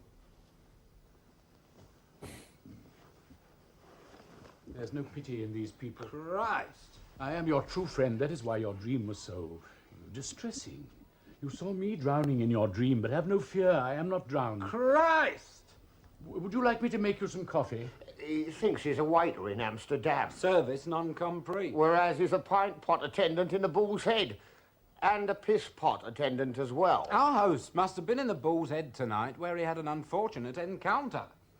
Hey, Scout! I think there's been some kind of misunderstanding. You're not in some shithouse down by the docks. You're in the home of a man of means, of a man of achievement. Do you understand me? Why am I bothering? Tell me, eh? Listen, chummy bum. We protect this gentleman against corruption, against men of craft, against men of evil. We could destroy you without a glance. We take care of this gentleman. We do it out of love. Why am I talking to him? I'm wasting my time with a non-starter. I must be going mad. I don't usually talk. I don't have to. Normally, I keep quiet. I know what it is. There's something about you fascinates me. It's my bearing. That's what it must be. I've seen Irishmen chop his balls off. I suppose once you've had Irishmen, you've had everything. I can't stop seeing the Ray Purchase comparison now, Simon. Isn't he? He just is Ray Purchase. Dear me. Yeah. Also, we're at the exact midpoint of the play. I'm just going to refresh my glass before we carry on. We'll just take a quick minute sabbatical. Simon, if you're staying, would you perhaps give us a shill and do a bit of Olivier-esque, like in The Entertainer, you know, where he comes on between the musical bits. Well, I can certainly tell you we're not dead behind the eyes on this channel. No, we're very much alive to the treasure trove of culture, which we are unpacking in the attic of YouTube for your pleasure again. And I would say to you, we are always very, very grateful to anybody who donates to the channel, which will allow us to do a little bit more here and there. We have plans afoot, and you can donate to us on ko-fi.com/Panama Hat. That's ko-fi.com/Panama Hat. That's the grubby mercantile bit of the stream over with. And I would just say that I hope you're enjoying this long trawl through this Pinter, which is very new to me, I have to say, but very intriguing. I am drinking today. It's the Kong Strong. It's the little sugar-free energy drink again. I thought I'd give my liver a rest after all the vodka and oranges that we've been having lately. And I'm going to save that up for another stream. But for the time being, I'm just going to have a little look at the chat. I see that Lord Ecclesford is telling me this play is going to get more confusing with the question of identity. I'm looking forward to that unfolding, and I'm not anticipating any of it. I don't know the plot of the play at all. But that should give us a bit of stimulating conversation as we go on. And I think that's about it, really. I can see people making general comments. Mystery Science Theatre 3000, but for the absurdist theatre. In a way, we are. We are kind of that sort of format for the time being. I hope we do find a way around the copyright issue. We had, as you know, talked about doing it on Twitter, but we are going to have to consider our options there until such time as we find a way of doing these kinds of streams, which means that we can use perhaps slightly older shows, which will evade the copyright algorithm. The problem we had, obviously, is that the ones that we did are already in the YouTube algo recognizer thing, and that's why we got nixed. But it's weird how things like the Meads, for instance, are not in the algo and somehow escape. This seems to be going okay so far, so we will probably manage to get through it, I would imagine.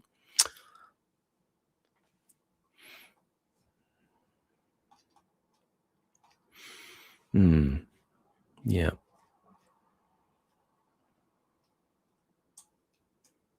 No, I can't see anything else interesting in the chat, but I have been noting comments as we go through and looking for little observations on the play. I think we're still discovering it at this point. It's got an interesting and different air from the Pinter I'm used to, but I'm sort of looking forward to seeing how it unravels. We were looking at possibly doing the version with Patrick Stewart and Ian McKellen, but we might have got even more harshly nixed for using that. I see Mr. Eximal in the chat. Insert yourselves into the screen, then there won't be any copyright infringement. Yeah, I've read up on this, and there's various things you can do. Apparently, if you reduce the size of the thing you're playing to about 40% of the screen, and then you put yourselves on screen and you stop very frequently and you make educational observations and points, they kind of will sort of wink an eye at that and let you get through. And people say if you distort the sound and you do all sorts of other rubbish, the problem is it's going to kill elements of the pleasure that we have in the actual footage that we're using, and it's not ideal for what we want to do. I'd also considered and talked about possibly us doing at some point screenings to which people could come along, but of course there are problems with that as well in terms of public performances. We may look at an educational angle whereby we can use footage, but then again you still get charged for using BBC material or other kinds of copyrighted material. So we're just going to be we're just going to be a pair of chances for the time being and see what we can get away with. Clearly, there are egregious infractions on YouTube already, and they don't get pulled. But I think it's because we're doing it right now. We're doing this commentary, and bits and pieces of soundtrack are being picked up by the algo recognizer thing. So there are plenty of old videos. There's some very interesting old archive stuff that I would like to do, but again, a lot of it is BBC stuff. I'm quite interested in doing, as we said, the Jonathan Miller Alice in Wonderland, but also there are the source films that Adam Curtis has used clips of in some of his documentaries. There's one, America, Democracy on Trial, a James Mossman film with camera work by Eric Dershmead, which I've put to Panama as a possible one. Very interesting piece about a young family in the San Francisco Bay Area in the 60s, and them encountering the emergence of radical politics, and they're kind of realizing that they've been a bit stiffed by society, and it's just a very good observational fly on the wall documentary, but beautifully shot, and some great images in it, which Curtis Purloin in itself, though it's a great film, and James Mossman was a very interesting BBC producer journalist, and stuff like that. Some of the quality archive is very good. So another thing I was looking at the other day, which people may be interested in, there was an interview. It was Robert Robinson in the 1960s interviewing Godfrey Wynne, who was a journalist and an actor, I believe, as well.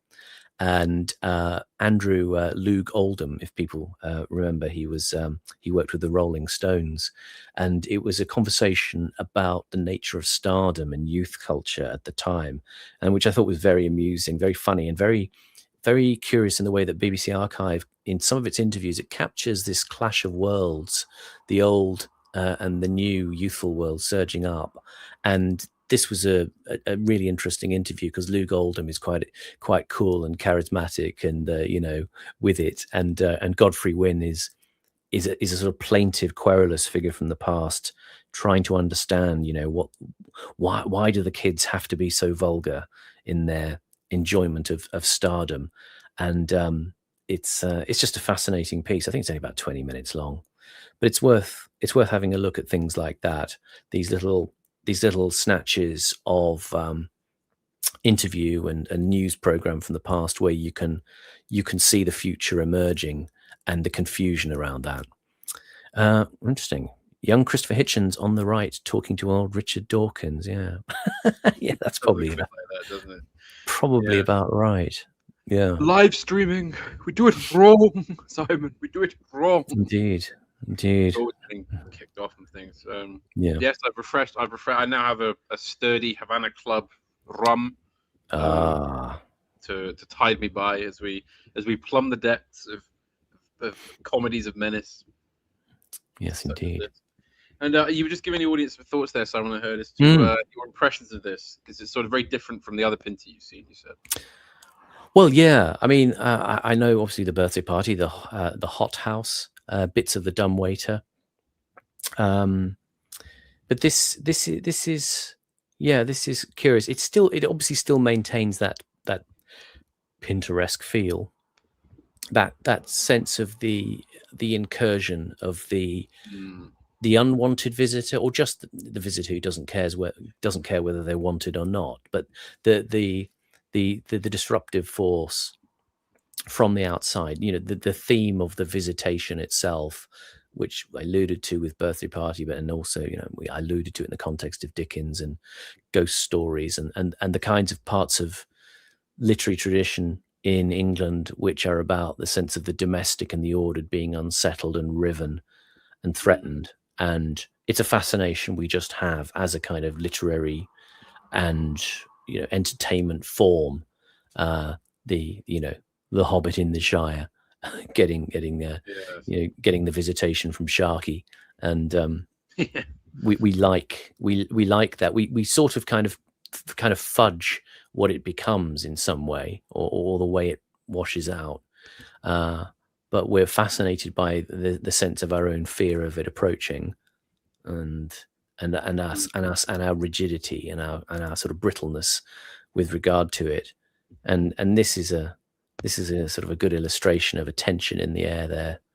That I mean, it's odd to think of Michael Kitchen as a sort of strutting young thug now, because obviously he the last thing I watched him in, he's in playing a sort of a kind of King Charles clone in the House of Cards series. To play the king, the second of that series, with Ian Richardson as the Prime Minister, and Michael Kitchen plays a sort of version of King Charles. It's thinly disguised King Charles. And he tends to play quite controlled, crisp, slightly formal, oppressive, bureaucratic characters as well. But here, it's always nice to see in the young mode that he's bringing a bit of thug energy to what he's doing. Yeah, yeah, sort of a slight heavy, you might say. Yeah. Listen, keep it tidy, you fellow. You've just laid your hands on a rich and powerful man. It's not what you're used to, Scout. How can I make it clear? This is another class. It's another realm of operation. It's a world of silk. It's a world of organdy. It's a world of flower arrangements. It's a world of 18th century cookery books. It's nothing to do with toffee apples and a packet of crisps. It's milk in the bath. It's the cloth bell pull. It's organisation. It's not rubbish. It's not rubbish. We deal in originals, nothing duff, nothing ersatz. We don't open any old bottle of brandy. Mind you don't fall into a quicksand. Why don't I kick his head off and have done with it? I am of the same age as your master. I used to picnic in the country, too, at the same time as he. Listen, my friend. This man in this chair, he's a creative man. He's an artist. We make life possible for him. We're in a position of trust. Don't try to drive a wedge into a happy household. Do you understand me? Don't try to make a nonsense out of family life. If you can't, I can. Come here. Where are the sandwiches? Cut the bread. It's cut. It is not cut. Cut it.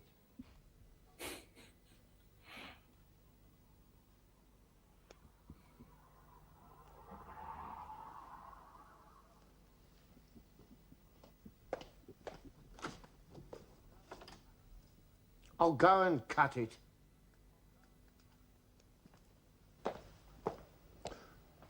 I know you from somewhere. I must clean the house. No one else will do it.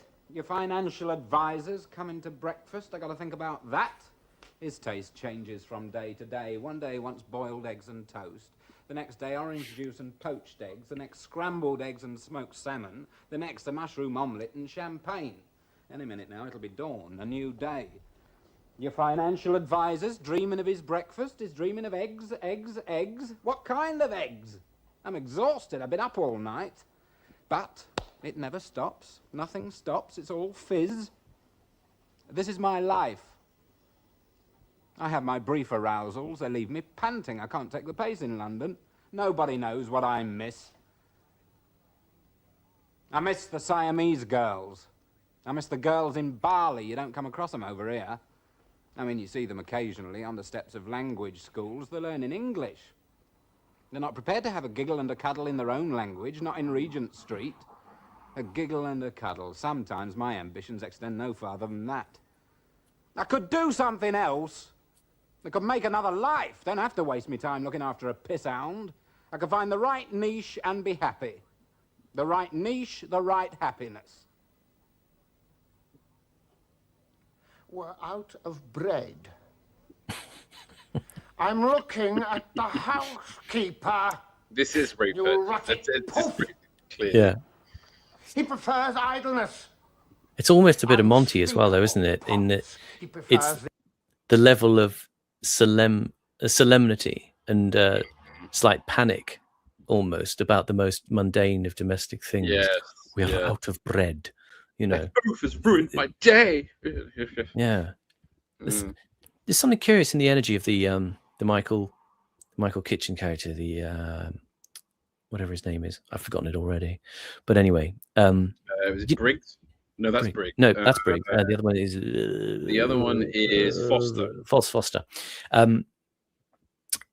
It's something about the way he affects both the violence kind of a gangland kind of higher up, but also a certain louche sexuality as well, and a campness in himself, as if, you know, it's the sort of story of the time of the working class kind of making good and kind of getting into a bit of money and a bit of influence, but still feeling a little bit insecure about it, still feeling they have to be impressive in a certain way. He says, you know, I could be doing this, I could be doing that, but I'm stuck having to sort of, you know, look after Hearst, you know, and primp him and keep him in form in some way. I don't know. It's just something. It feels like it's something of that time, as well. It's. I'm not saying Pinter's being particularist about any social phenomenon of the 70s in especial, but it's something about the way young energy comes in and runs up against this kind of strange, befuddled existence of the older, and I wouldn't say more reactionary, but more, resist. I don't know what the word is. There's something about, even though the Gielgud character is kind of frail, that he stands against all this in some way. He will not be cowed by it. But at the same time, he knows he's an antagonist, and he's kind of thrown to the outer limits of society in this way, and he could be so easily displaced. But like with the birthday party, there's the tension of, Stanley could always leave. These characters could always unleash the violence, but they don't. They always hold it back. So there's something about this sort of nexus of forces where people kind of stay in their place. Is probably what I'm trying to get at, Yeah, and I think it's worth also remembering the title of the play being No Man's Land, which is, again, it's literally true in that none of them really have any dominance over the space permanently. They're just sort of locked in this really ineffectual battle. For something, the dogs bark, or but what, there's nothing else. And yet now you come out, the big man here, with this terror that there's no bread to make a sandwich. Yes. I'm really curious as to it must have been this specific performance that inspired that Ray Purchase character, because it's so uncanny, isn't it? Down to the nuances of the way he talks like this, because he's annoyed all the time.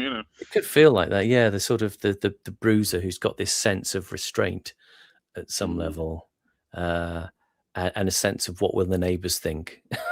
If I kind of go OTT. Yeah. The Malay Straits, where they give you hot toddy in a 4-poster. He's nothing but a vagabond cock. Move over! Ooh.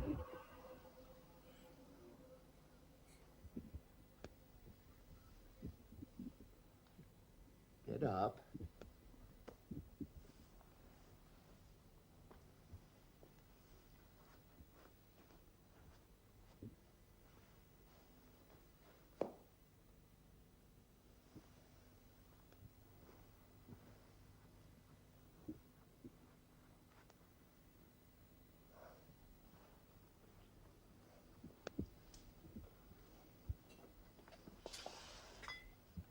Keep on the move.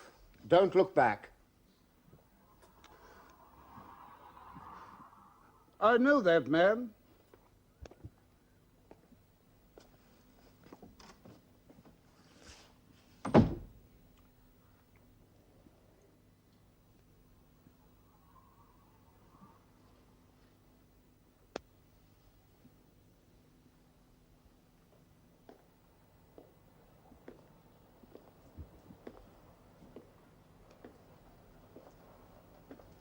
Do you know what I saw once in the desert?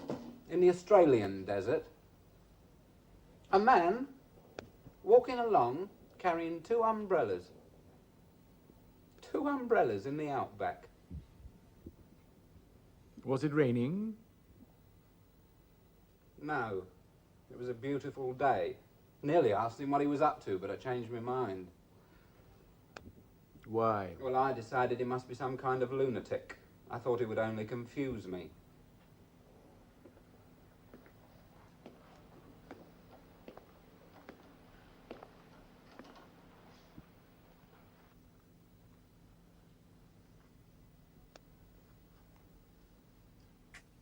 Listen, you know what it's like when you're in a room with the light on and then suddenly the light goes out? I'll show you. It's like this.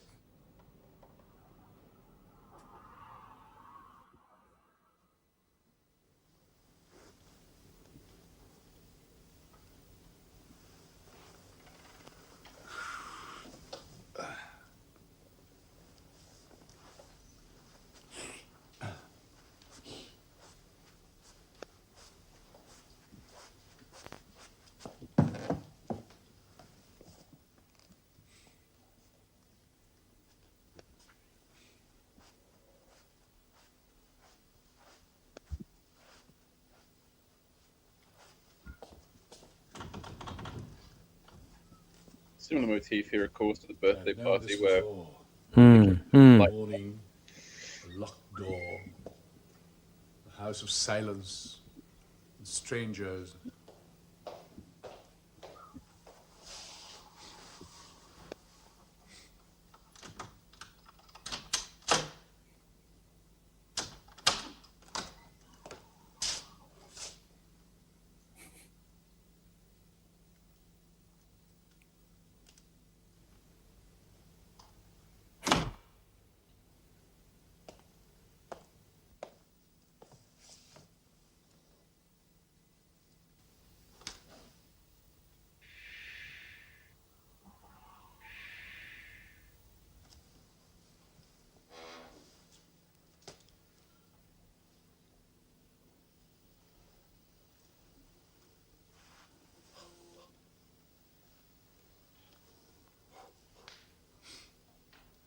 I've been asked to inquire if you're hungry. Food, I never touch it.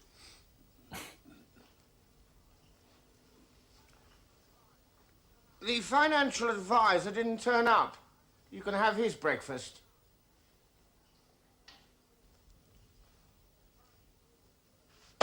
He phoned his order through.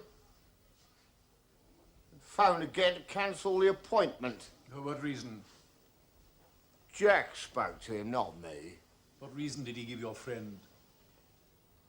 Jack said he found himself without warning in the centre of a vast aboriginal financial calamity.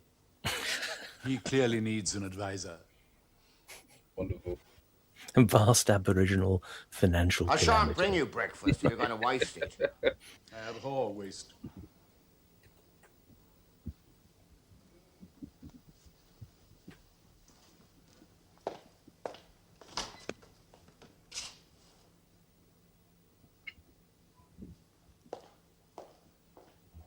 I have known this before.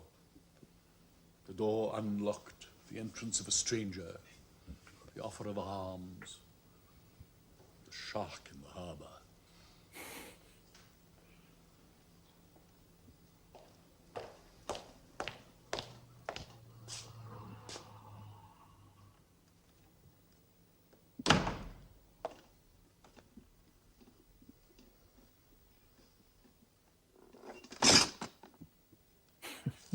I like that. That's very neat.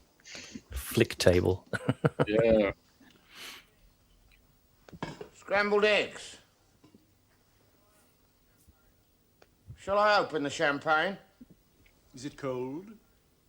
Freezing. Please open it.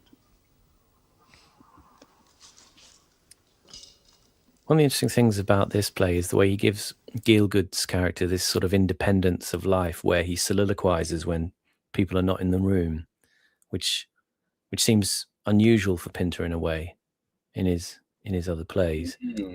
Everything is a reaction to other people. You know, it's a tussle, it's a match, it's a game against everybody else in the room. But he's got this bit where he kind of stands outside the time and space of the play in a way. And he also exhibits a kind of self-consciousness that, you know, the normal audience member may have, if you like. In a sense, he's almost the closest to us. He's a terrible character, but he's a terrible person.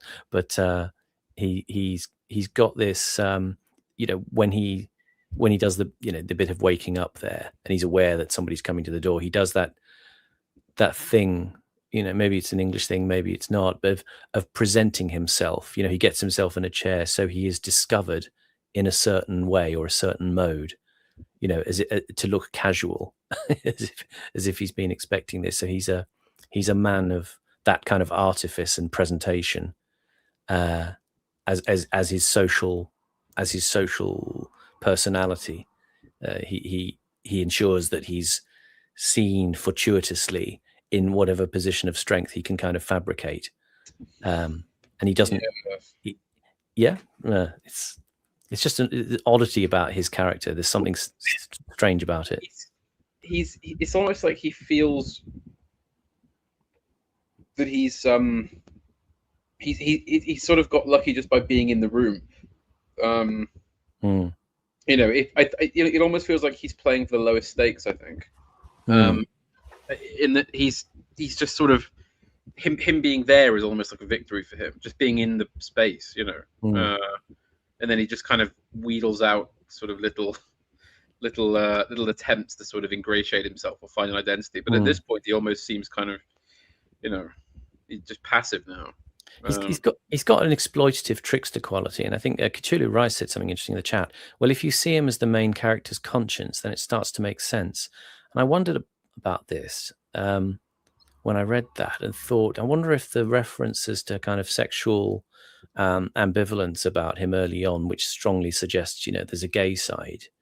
I wonder if that's Pinter using it as, gay, sort of shorthand for fairy, and fairy as a kind of spirit of disruption and mockery and tricksterism that maybe this character has, that he's kind of untouchable by the other characters, and he flits around and he's arch and he's needling, but they sort of not willing to go the way to try and destroy him. It's almost as if they can't, and he has that the nature we've talked about fairy lore in Britain. They kind of double up for real people, and they have this ability to sort of move through our world and then steal themselves away and hide and live a completely independent life, and they are sort of untouchable in a way. There's something about him that's like that. He is, he sort of parasitizes off humans like fairies do, and yet he's never quite, another part of fairy lore is the idea that if you attack them or try to vanquish them, they will gang up on you and do you wrong. They will fuck you up. It's not fairy in an effeminate sense at all. It's that they are spirits of the world that move within ours, but they don't need it. They have their own place they can retreat to, and they come into our houses and they make mischief and then they disappear. I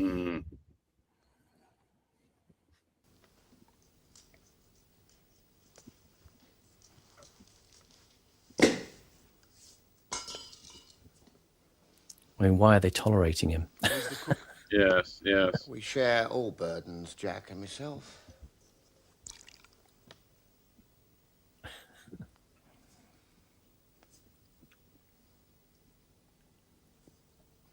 Thank you.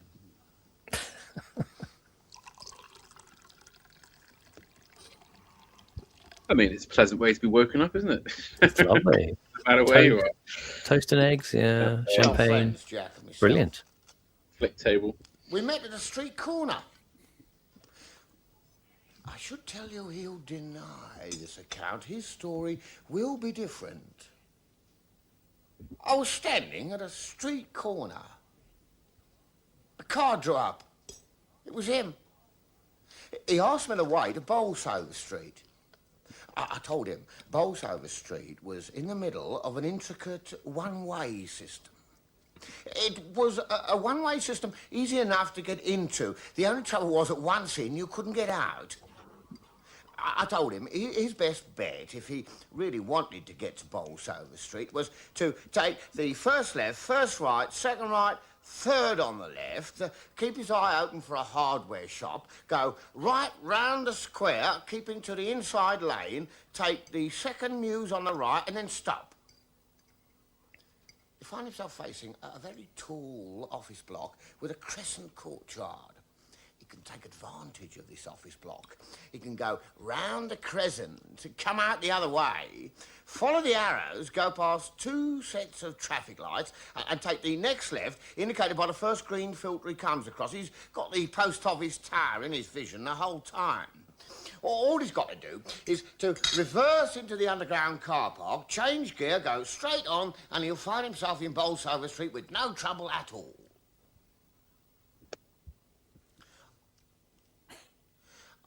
I did warn him, though, that he'll still be faced with the problem, having found Bolsover Street, of losing it.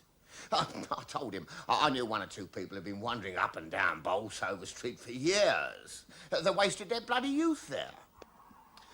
The people who live there, their faces are grey, they're in a state of despair, but nobody pays any attention to it. All people are worried about is their ill-gotten gains. I wrote to the Times about it. Life at a dead end, I called it. Went for nothing. Anyway, I told him that probably the best thing he could do was to forget the whole idea of getting to Bolsover Street. I remember saying to him, this trip you've got in mind, drop it, it could prove fatal. But he said he had to deliver a parcel. Anyway, I took all this trouble with him because he had a nice, open face. He looked like a man that would always do good to others himself. Normally, I wouldn't give a fuck. I should tell you he'll deny this account. His story will be different.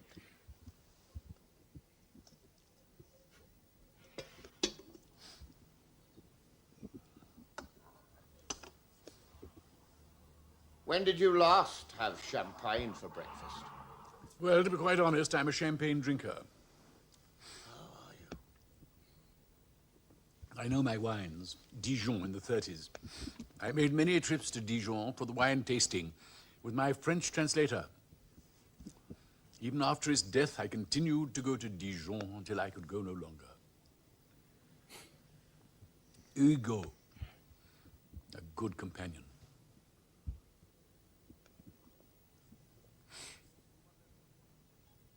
You will wonder, of course, what he translated. The answer is my verse. I am a poet. I thought poets were young. I am young. Could I help you to a glass? No, thank you. Excellent choice. Not mine. Translating verse is an extremely difficult task. Only the Romanians remain respectable exponents of the craft. Bit early in the morning for all this, isn't it? Finish the bottle. Doctor's orders. Can I inquire as to why I was locked in this room, by the way? Doctor's orders.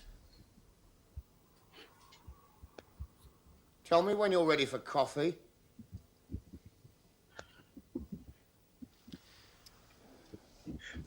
Wonder about that doctor's orders there. Must be.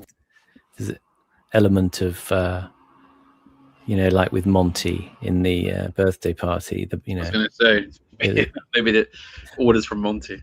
Yeah. People kind of being held in place and suppressed with the threat of medical science or whatever. The men in white coats, Yeah.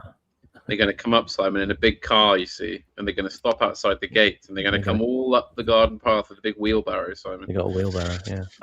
Big wheelbarrow in that van. Yeah. And it's interesting, another breakfast scene here, I would say, as well. It's just interesting connection there. No fried bread here. Yeah, Pinter is a gustatory writer. He's kind of obsessed with the biological in a certain sense. Eating and shitting, a bit like Peter Greenaway in that regard. It's striking how the language here is that he doesn't hold back on swearing in this play. Interestingly, the chat is inquiring after the provenance of a champagne breakfast. I mean, if you've never had a champagne breakfast, you really must have one. It's a lovely way to start the day. If you've not had one, go out to the butcher, buy some really quality English style thick sausages, beautiful full size rich Burford eggs, and the finest toast you could make and this kind of thing, and enjoy fried tomato, bacon, all of it, and get a bottle of really nice champagne. Treat yourself, but only, I'll tell you what. Give us the money for a champagne breakfast, and we'll treat you to one. We'll eat it live for you on this stream. Right. I mean, I'm kind of do a breakfast show. I'm fancying more of a kind of salmon and eggs hollandaise kind of sort of thing here as well. But I mean, I could do sausages, Omelets, tomato omelets. Yeah. Crisp. Yeah. Oh. Suits you, sir. Oh, indeed. Another time. It's not. It's a bit late for breakfast. It's 3:30. I think. It's never too late for breakfast. I've had That's very true. Actually, you know how we do the Sunday studio? We should do at one point sort of like a novelty stream where we do a breakfast show where we actually eat breakfast. They actually used to do that on BBC Radio 4. They would interview various people, writers, playwrights. Yeah, and they would actually eat the breakfast. Eat a meal. Yeah. Yeah. You don't see that now. Yeah, I mean, that was quite a nice way of doing it, really. Nice, isn't it? Yeah, I remember there's a really famous image of, I think it's John Peel, but it might also be somebody Italian. I can't remember, but he's sat doing a lunchtime radio show in the 60s, and he's actually got a big bowl of spaghetti and he's eating the spaghetti, as he's talking into the microphone. I like that because you've got to be able to do it without masticating into the mic. Yeah. Otherwise you'll make all your listeners turn off. Yeah. No, I mean, the thing is, people get very judgmental about morning alcohol, but there is actually if you're not a pisshead, then you can do it as a lifestyle thing. Like there is something to the morning brandy or morning breakfast wine. This is a long-standing European tradition. Yes. It's true. It's true. I mean, I try to do it with my friends sometimes. I've got a friend who comes over, and he may come over and during the day, and I'll just say, let's have just a nip of whiskey. Just a tiny little thumb size. Kick the old gears into shot. Yeah, and I said it's just like a little. It is it's not an alcoholic thing. It's just it's just a little sort of little spritzing up of the moment, and sort of straining at that sense of rules that we place around, it's beyond the, sun's beyond the yard arm now and all this kind of stuff. But we are not like, the continentals may have something here, some of them don't restrain themselves in the same way that we do, which is unnecessary. Also, people don't seem to realize the sheer variety of wonderful alcohols you can get in Europe and UK. I mean, I'm particularly fond of King's Ginger. Do you know King's Ginger, Simon? Yes, I have had it, actually. It's a very thick, gloopy, syrupy drink that you mix with a bit of ginger ale, and oh my god, it's wonderful. Yeah. Haven't been able to get it since I came to London. I used to get it weekly in Waitrose back in Wales, and since coming here, I've not been able to get a bottle. So I strange. Yeah. Oh, well. I notice Richard Phillips in the chat says, the practice originated with aristocratic hunt breakfasts. Indeed. That's right. Bit of physical activity, bit of champagne in the morning. Why not? What's stopping you? My one hunt that I ever did, we were all given a very dark red wine in a little glass before we went off. What would it have been? Anyway, but it was like a sort of less sweet port in a little glass. Yeah. And they came around, and you take a shot of that. To kind of brace you. Yeah. Big cover 22 in the chat says, as a recovering alcoholic, cheap champagne and a dozen donuts every breakfast. I'm going at the donuts. That's all I'm going. A dozen donuts for breakfast. I mean, really? A dozen? I don't think even I can eat a dozen donuts in one sitting. It's an alternative lifestyle. We'll leave it at that. Where's he from? Who said that? That's big cover 22 in the chat. Was that an American breakfast? A dozen donuts? I mean, it could be done. I'd prefer a dozen scallops. That would be nice. I don't think I could put up with that much starch in the morning. Well, it depends what he means by donut, because donut can refer to different. I mean, because there are very small donuts, and sort of thick ones. I mean, those would be easy to eat, I suppose. Wouldn't you get diabetes very quickly on champagne and donuts every morning? Could do. I guess it's I've never sort of been a fan of sweet breakfast, Simon. I understand. It is one of those moments where radical individualism can lead to all sorts of unintended consequences.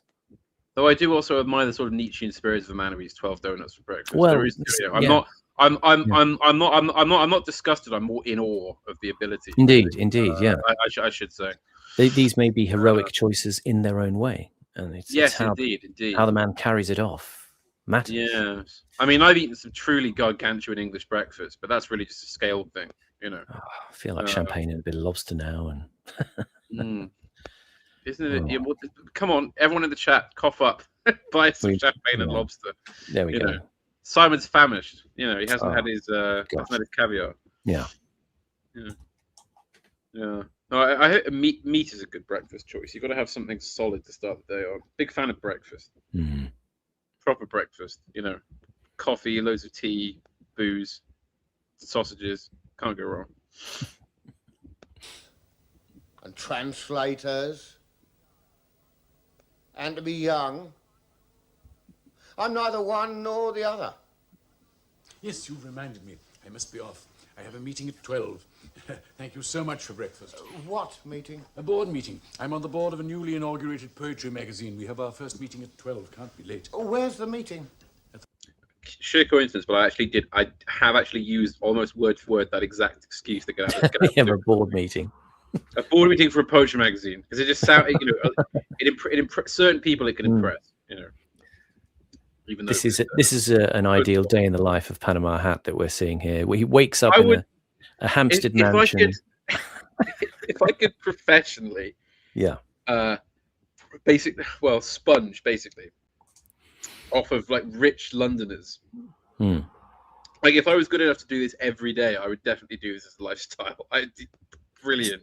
The adventures that would be had, you know. You'd be a well-funded aesthete, and that's high ambition too. Oh, I mean, if I was left in this room with that amazing drinks selection, that enormous balustrade of bottles, I'd be all over that. You know, it wouldn't have lasted the night with me in there. I'd have gone straight for it and jumped out the window the next morning and run off to the next one. Yeah. If you're gonna commit to the lifestyle of the sponger, then you got to commit. Exactly. Exactly. Spooner says, "Why did you lock me in?" Panama says, "Why didn't you lock me in?" Exactly.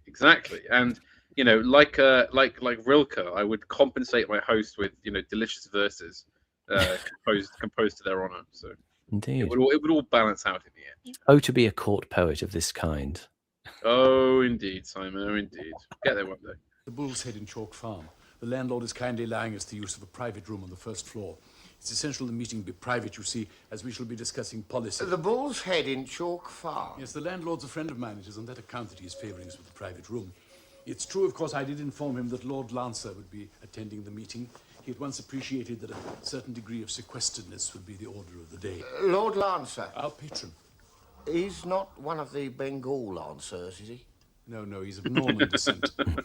A man of culture? Impeccable credentials. Some of these aristocrats hate the arts. Lord Lancer is a man of honour. He loves the arts. He has declared this love in public. He never goes back on his word. But I must be off. Lord Lancer does not subscribe to the view that poets can treat time with nonchalance. Jack could do with a patron. Jack? He's a poet. A poet? Really? Well, if he'd like to send me some examples of his work, double-spaced on quarto, with copies in separate folder, by separate post in case of loss or misappropriation, stamped, addressed, envelope enclosed, I'll read them. That's very nice of you. Not at all. You can tell him you can look forward to a scrupulously honest and, if Pause. I may say so, highly sensitive... I should just note that there is no Bull's Head pub in Chalk Farm.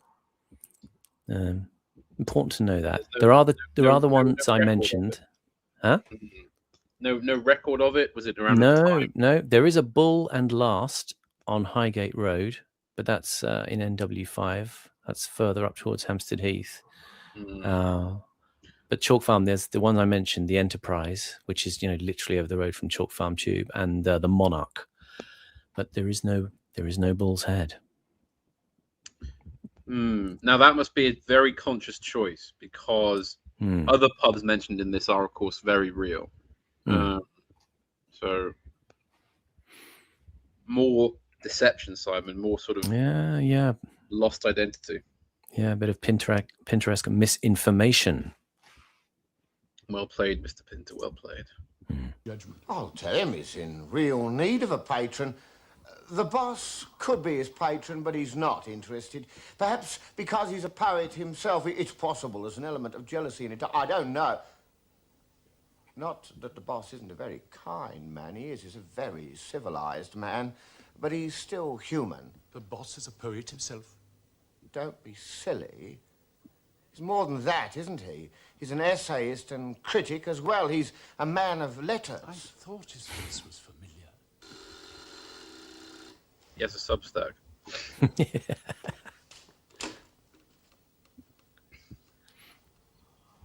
Yes, sir. I have a cream rotary phone, by the way. Really? Yes. Oh, I don't use it. I use a red one actually, which I've got. I prefer the red one. Batman. Yeah, red yeah. The red rotary phone. Yeah. They're very good. Look, can't go wrong with a rotary phone. It's lovely, isn't it? Yeah. Nobody calls me on it. I'll give me the number. I'll call you on it. I'll call you on it, and then you can go, "Hello, to whom am I speaking?" When you pick up the phone. Like, You really okay. want one with like a flashing light on it, don't you? A sort of Yeah. like a hotline kind of thing. Yeah, it goes off like that. You go, "Oh my God, someone's," and you got to rush out of the Yeah. room to get the hotline. It's I Moscow. might have to dispose of my cream one. Oh, I'll take Do you it. need a phone, Panama? Well, no, but I think it'd be a nice sort of, object art to have around the house, Yeah.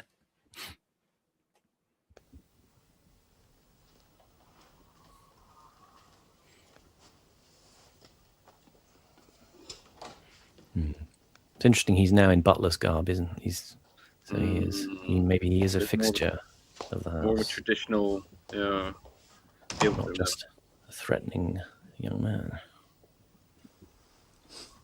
I have known this before. The voice unheard, a listener, the command from an upper floor. Charles! How nice of you to drop in. It's like they've gone back in time. Have they been looking after you, all right? Spats. Or, Jensen, let's have some coffee. I'm going to buy a pair of spats, I think.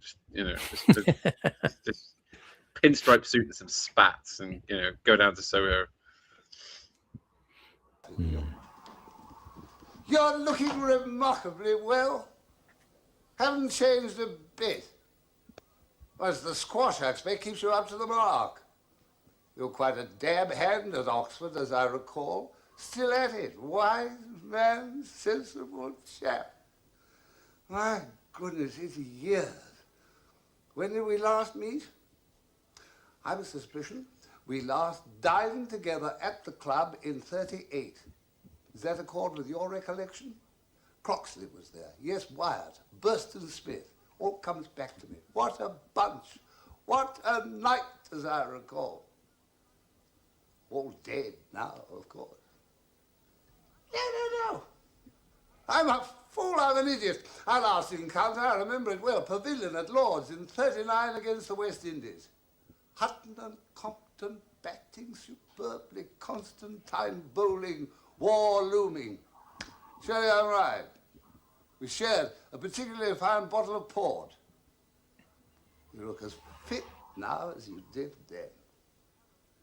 Did you have a good war? Oh, thank you, Dave. Probably slightly lost on a modern audience, but that question, did you have a good war, was actually in common usage at one time, and it became something of a sort of hated cliche. Because of course, it's a way to ask, did you, did you have a good war? Did you do something you enjoyed?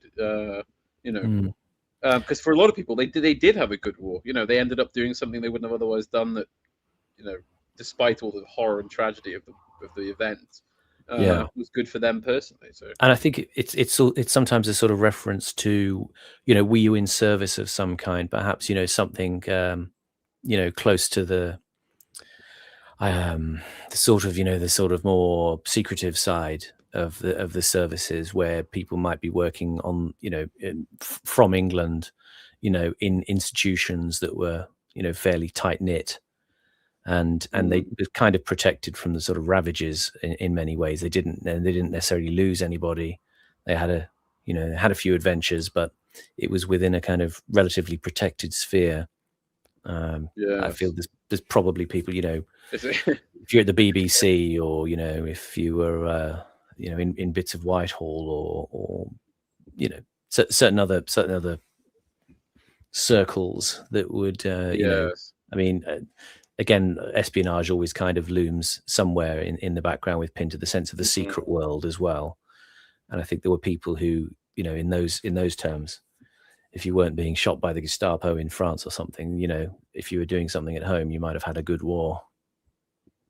Yes, or indeed, I mean, sometimes people just, you know, ended up being, you know, being part of being in the military, but having a good, you know, they had a good time.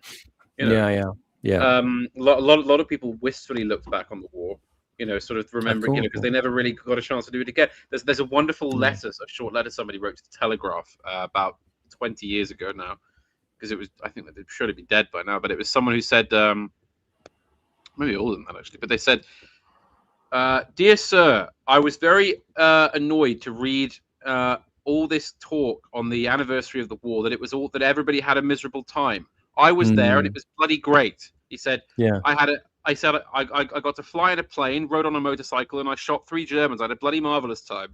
Yeah. But That's true. It's sincere. It's sincere. You Very know, true.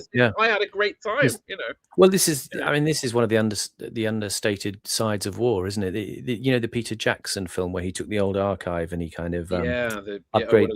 They shall not grow old.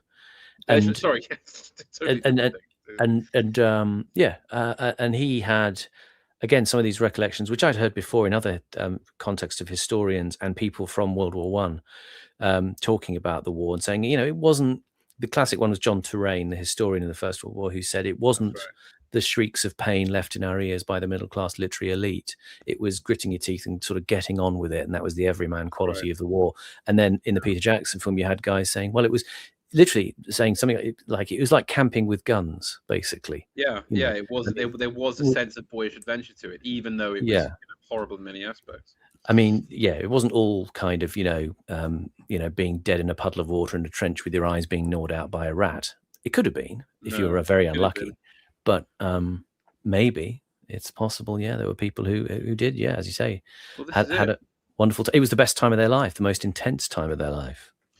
Well, yes, and as there's a line in the Christopher Hitchens essay about W. Somerset Maugham that stands out to me, which is where he talks about how at the age of about, what would have been 40 then, Somerset Maugham enlisted in the intelligence corps in World War One and went off despite being overage.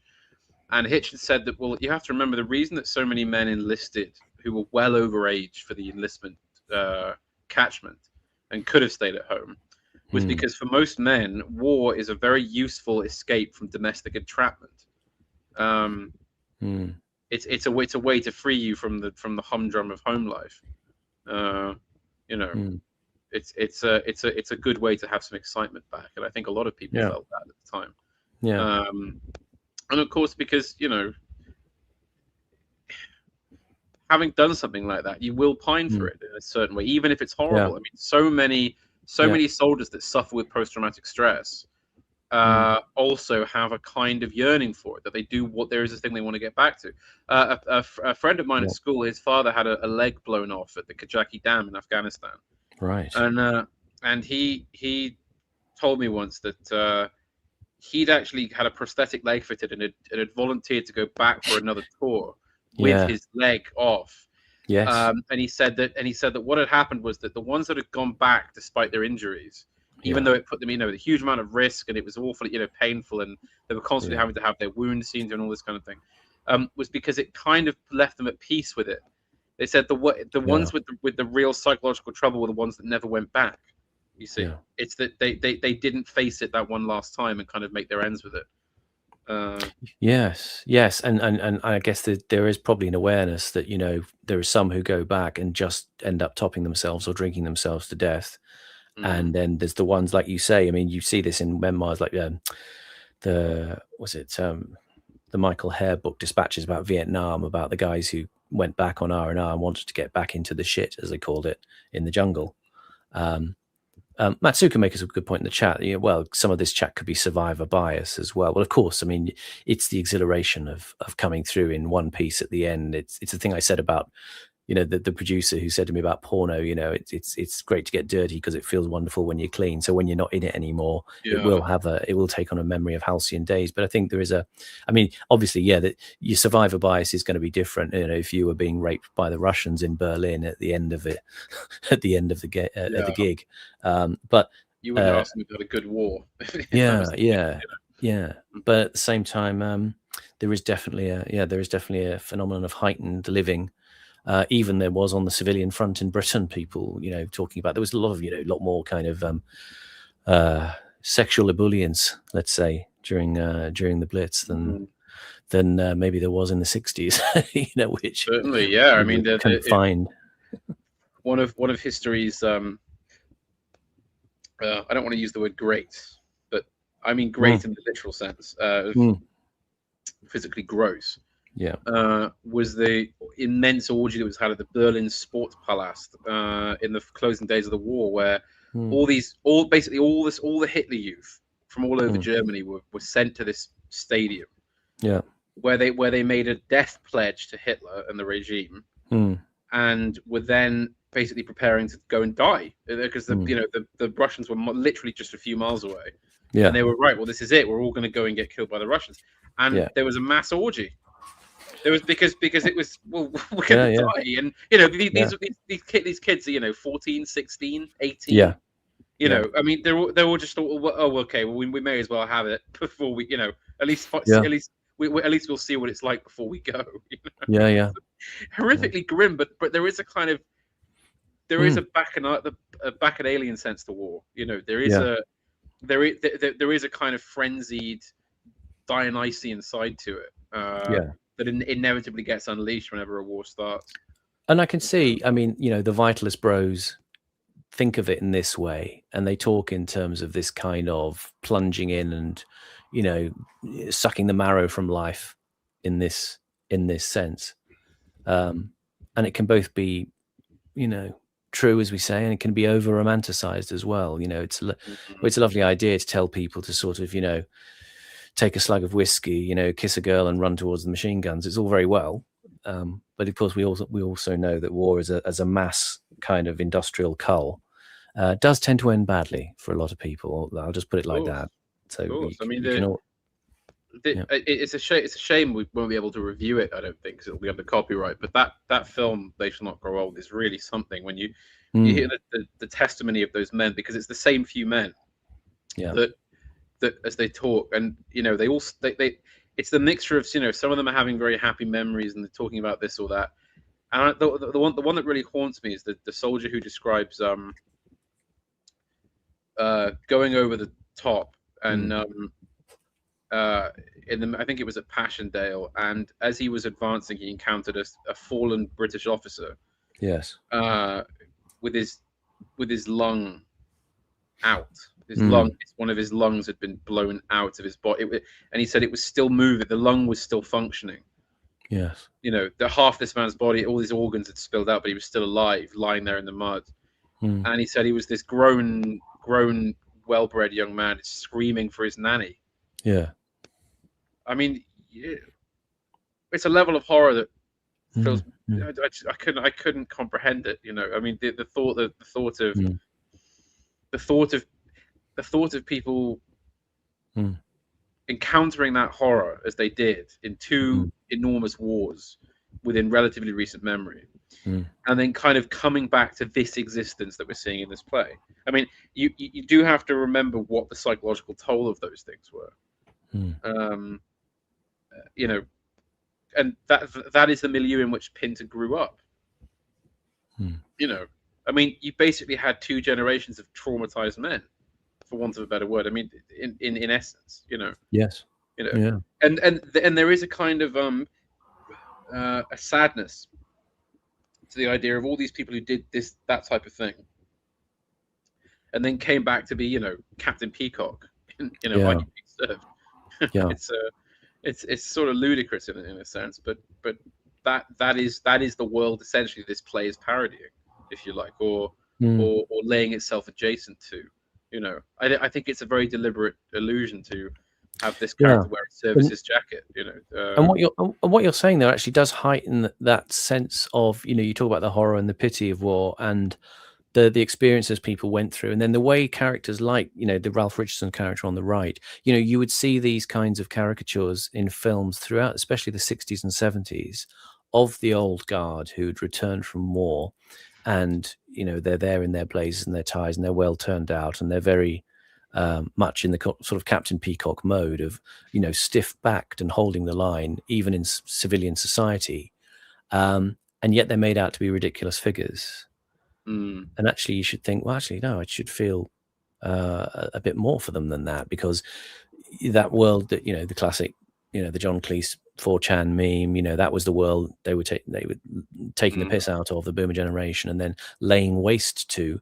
But actually the idea that it was them being oppressed by all these old duffers, these old duffers were, you know, in a way broken people who were still yet getting up in the morning and putting on their collar and trying to hold things together. Doing the right thing, yeah. Whose mind, yeah.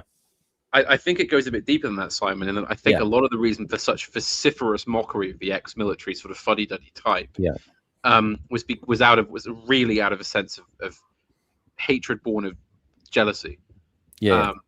Really. I mean, I think I brought this up on a previous stream. When Christopher Hitchens died, his wife wrote an obituary for him in one of the papers, and she said that what a lot of people didn't understand about Christopher Hitchens, unless you knew him, was that he was in a way he was obsessed with the heroic deeds of the Second World War generation, and but she said he was also extremely bitter and jealous over the moral high ground that gave them, in that no matter what they thought or did, their action, their opinions were backed up by this enormous sense of morality, that they had been through that war and they had defeated what in that worldview is the greatest evil.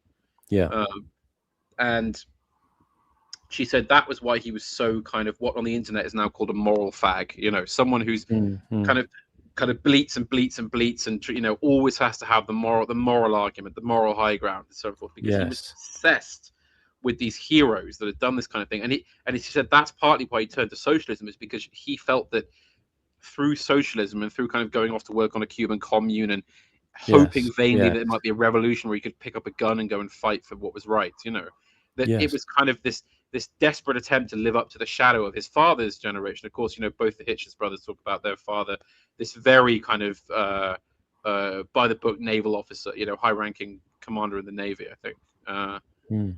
And you know, this and I think that is sort of true of that generation as a whole, and it's why you end up with these kind of, you know, Joe Orton types who, you know, just aren't just kind of kick the shit out of the idea of these people. I think really because they know they can't live up to it. I mean, that's my opinion on it anyway. But I think that's where it comes from. No, I think you're right. I think and stripping out, you know, the aspects of, you know, the boomer truth regime, you know, who won the war, what was it for, what myths did it surface as a kind of moral normative after that, forgetting all that, stripping that out, it is just about, as you say, this sort of envy of people who have gone through the process of shattered flesh and shattered minds, have come through it alive, and just have a moral, in a sense, like a vitalist moral claim to living, in the way that a certain pampered indulgence and excess that Hitchens would have enjoyed in the 60s and 70s must have felt like a shaming finger in some way, pointing at them. And there's the fact that they come through that and then they come back to society. And, you know, as I've said before, they act as kind of benign custodians in some ways, because, you know, they've been through it. They're not worried about, you know, Monty Python putting on a subversive TV show. Of course, they don't have the long vision any longer to see what that means in a sense of cultural attack. But then, you know, the regret is all kind of coming too late now, isn't it? You know, that having let that world slip through our fingers, you know, does give us pause for thought now, at least. Indeed. Just put it down there, will you? That'll do. Thank you.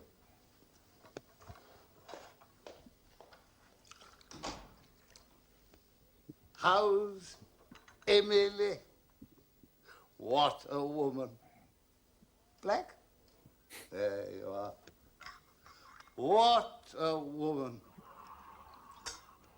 Have to tell you, I fell in love with her once upon a time. Have to confess it to you. Took her out to tea in Dorchester, told her of my yearning, decided to take the bull by the horns, proposed that she betray you. Admitted you were a damn fine chap, but pointed out I'd be taking nothing that belonged to you, simply that portion of herself all women keep in reserve for a rainy day. I'll try that line sometime. Yeah, it's a good one. I want your rainy day portion, dear.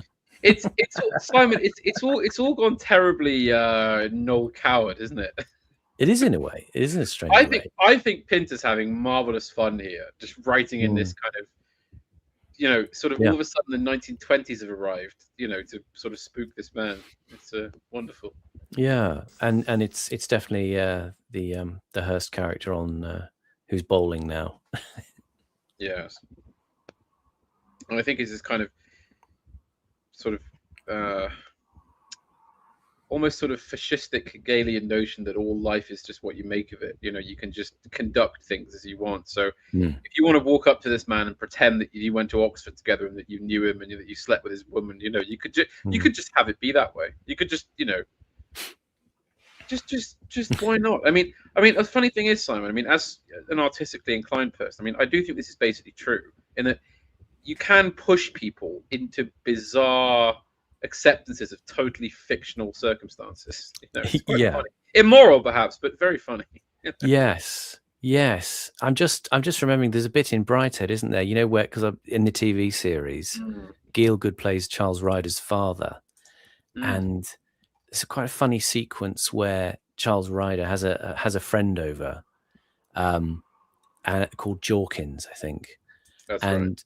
Gielgud as the father is he's playing an unspoken game with Jorkins, pretending that Jorkins is American and asking him about things about America, and Jorkins is completely confused because he's English, and Ryder's father is just making up this sort of fictitious aroma of the world of America and confounding Jorkins with this sort of overlaid history that he's having to suffer at dinner. And then he kind of explodes it at the end, and it lets him off the hook. But it's just quite funny, the idea of, as you say, constructing people into a fictitious history without their consent. That's the thing. Well, because most that wonderfully useful term normie. It kind of there is a kind of cattle-esque sort of, you I hate to say it, but you really can do this kind of thing if you like. You can kind of just go around and mess with people like this. Again, not moral, but enjoyable.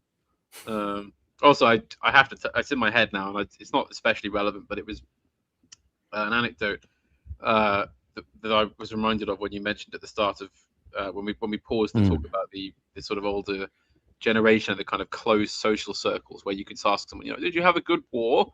This kind of thing. It was Stanley Baldwin when he was prime minister, and back when prime ministers could, just travel on public transport, without, there was no security for the PM, right? It was just they were just a subject of the crown who happened to be prime minister, so they would travel with everybody else. He was on a train one day heading through Dorsetshire, and a man gets into the compartment with him. Sort of sits down and looks at him, sort of quizzically. And Baldwin's thinking, here we go again, another sort of, oh, I recognize you. Hang on, aren't you, blah, blah, blah, blah, blah. And he's thinking probably, gonna, have a go at me over some government policy or, insist that I've done this wrong or whatever, And the man goes, yes, I thought I recognized you. Baldwin, isn't it? Upper sixth form at Harrow, 1889. How are you, old chap? And well, I'm very well, thank you. So, tell me, what are you doing these days? You know, it doesn't really exist anymore, that world.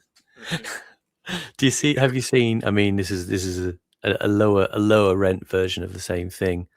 But have you seen? It comes up my YouTube feed occasionally. The bit of Patrick Stewart recollecting when he first met Sting on the set of Dune.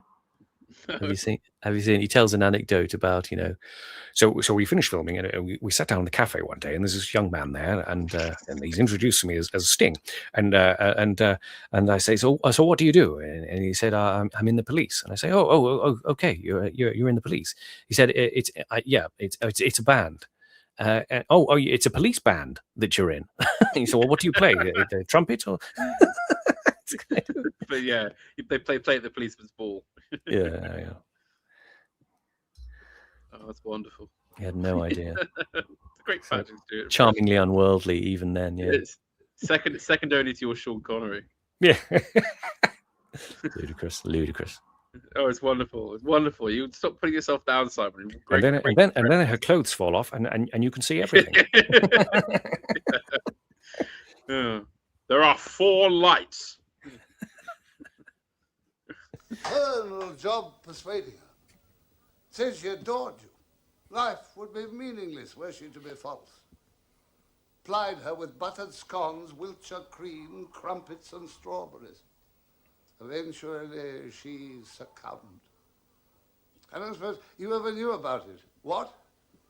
No, we're too old for it to matter now, don't you agree? I rented a little cottage for the summer. She would motor to me twice or thrice a week. I was an integral part of her shopping expeditions. You were both living on the farm then. That's right, her father's farm. And she would come to me at tea time or coffee time, the innocent hours. That summer she was mine, while you imagined her to be solely yours. Oh, she loved the cottage. She loved the flowers, as did I. Narcissi, crocus, dog's tooth violets, fuchsia, jonquils, pinks, verbena. Her delicate hands. I'll never forget her way with jonquils. Do you remember, was it 37, you took her to France? I was on the same boat, kept to my cabin. While you were doing your exercises, she came to me.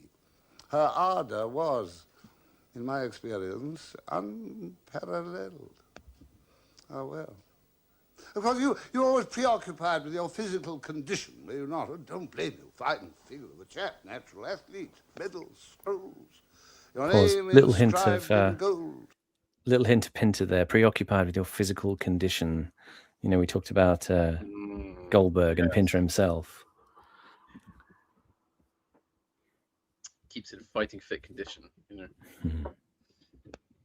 Always ready to have a go. Once a man's breasted the tape alone, he's breasting the tape forever. His golden moment can never be tarnished. You run still. How was it after we left Oxford we saw so little of each other? I mean, you had another string to your bow, did you not? You were a literary man, as was I. Yes, I know we shared the occasional picnic with Tubby Wells and all that crowd. We shared the occasional whiskey and soda at the club. But we were never close. I wonder why. Of course, I was successful awfully early. You did say you had a good war, didn't you? A rather good one, yes. Oh, how splendid. What, the RAF? Navy. Oh, how splendid. What, destroyers? Torpedo boats. Oh, first rate. Kill any Germans? 1 or 2. Well done. In the Navy, obviously. And you? You can sail as I was 70. in military intelligence. You pursued your literary career after the war. Oh, yes. So did I. I believe you've done rather well. Oh, quite well, yes. Past my best now. Do you ever see Stella? Stella? You can't have forgotten. Stella who? Stella Winstanley. Winstanley. Bunty Winstanley's sister. Oh, Bunty. Bunty. No, I never see her. Bunty. You were rather taken with her. Was that, old chap? How did you know? I was very fond of Bunty. He was most dreadfully annoyed with you, wanted to punch you on the nose. What for? For seducing his sister. What business was that of his? He was her brother. That's my point. What on earth are you driving at? Bunty introduced Rupert to Stella. He was terribly fond of Rupert. He gave the bride away. He and Rupert were terribly old friends. He threatened to horsewhip you. Who did? Bunty. He never had the guts to speak to me himself. Stella begged him not to. She implored him to stay his hand. She implored him not to tell Rupert. I see. But who told Bunty? I told Bunty. I was frightfully fond of Bunty. I was also frightfully fond of Stella. You appear to have been a close friend of the family. Mainly of Arabella's. We used to ride together. What? Well, Arabella Hinscott? Yes. I knew her at Oxford. So did I. Oh, I was very fond of Arabella. Arabella was very fond of me. Bunty was never sure of precisely how fond she was of me, nor of what form that fondness took. What in God's name do you mean? Bunty trusted me. I was best man at their wedding. He also trusted Arabella. I should warn you that I was always extremely fond of Arabella. Her father was my tutor. I used to stay at their house. I knew her father well. He took a great interest in me. Arabella Hinscott was a girl of the most refined and organized sensibilities. I agree. Are you trying to tell me you had an affair with Arabella? A form of an affair. She had no wish for full consummation. She was content with her particular predilection, consuming the male member. Puts me in mind of Miss Joan Hunter Dunn, pining after the aristocratic woman. Consuming the male member. I'm thinking of the. Consuming the male member. I'm thinking of the Peter Cook Judge sketch. A player of the pink oboe. Indeed. Wonderful reaction acting from Ray Richardson. Fantastic. Yeah. I'm beginning to believe you're a scoundrel. How dare you speak of Arabella Hinscott in such a fashion? I'll have you blackballed from the club. Oh, my dear sir, may I remind you that you betrayed Stella Winstanley with Emily Spooner, my own wife, throughout a long and soiled summer, a fact known at the time throughout the home counties. May I further remind you that Muriel... Long and soiled. Long and soiled summer. Dear, dear. Very Noel Coward. Blackwood and Doreen Busby have never recovered from your insane and corrosive sexual absolutism. May I further remind you that your... Insane and corrosive sexual absolutism. It's wonderful. It's a bit like topsy-turvy, isn't it, the dialogue here? A little bit, but because that's all based in real, that's a realist, play, film. Whereas this is, ludicrous, Your friendship with and corruption of Geoffrey Ramsden at Oxford was the talk of Balliol and Christchurch Cathedral. This is scandalous. How dare you? I'll have you horsewhipped. It is you, sir, who have behaved scandalously. To the fairest of sexes, of which my wife was the fairest representative, it is you who have behaved unnaturally and scandalously to the woman who was joined to me in God. I, sir, unnaturally, scandalously. Scandalously, she told me all. You listened to the dribblings of a farmer's wife. Since I was the farmer, yes. You were no farmer, sir. A weekend wanker. Wow. Touche. Lovely, wouldn't it, to be insulted by someone like Rafe Richardson? The caliber of these actors and these voices. Lovely, wouldn't it? Great. You'd feel bowled him out there, I think. Weekend wanker. Yeah. My homage to Wessex in the summer house at West Upfield. I've never had the good fortune to read it. It is written in terza rima, a form which, if you'll forgive my saying so, you have never been able to master. This is outrageous. Who are you? What are you doing in my house? Dancer? A whiskey and soda. You are clearly a lout. The Charles Weatherby I knew was a gentleman. I see a figure reduced. I am sorry for you. Where is the moral ardor that sustained you once? Gone down the hatch. Down the hatch. Down the hatch. I do not know. I quite like the idea of calling for a whiskey and soda when you're stood next to gallons of booze behind you. Oh, I do not understand. I see it around me continually how the most sensitive and cultivated of men can so easily change, almost overnight, into the bully, the cut purse, and the brigand. In my day, nobody changed. A man was. Only religion could alter him, and that at least was a glorious misery. We are not banditti here. I am prepared to be patient. I shall be kind to you. I shall show you my library. I might even show you my study. I might even show you my pen and my blotting pad. I might even show you my footstool. Another.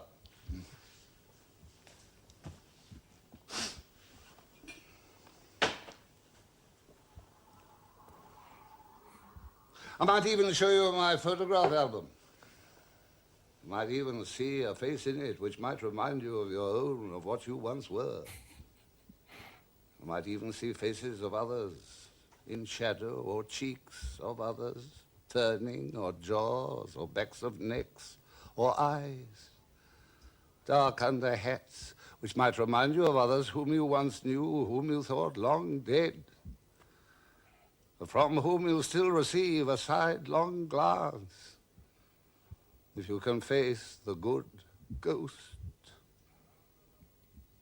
allow the love of the good ghost that possess all that emotion trapped, bow to it.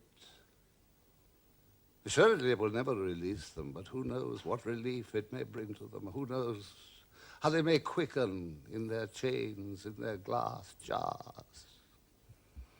You think it cruel to quicken them when they're fixed, imprisoned?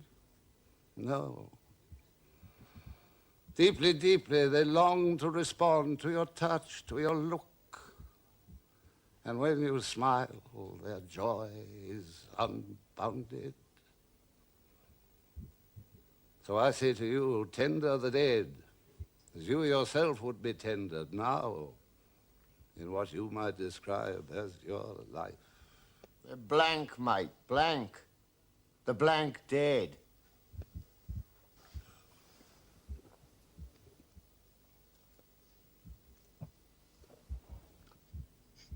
Nonsense.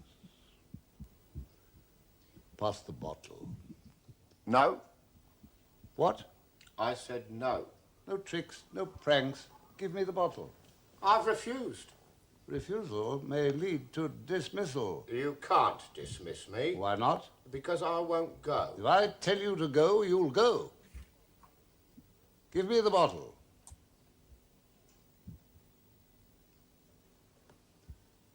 Bring me the bottle.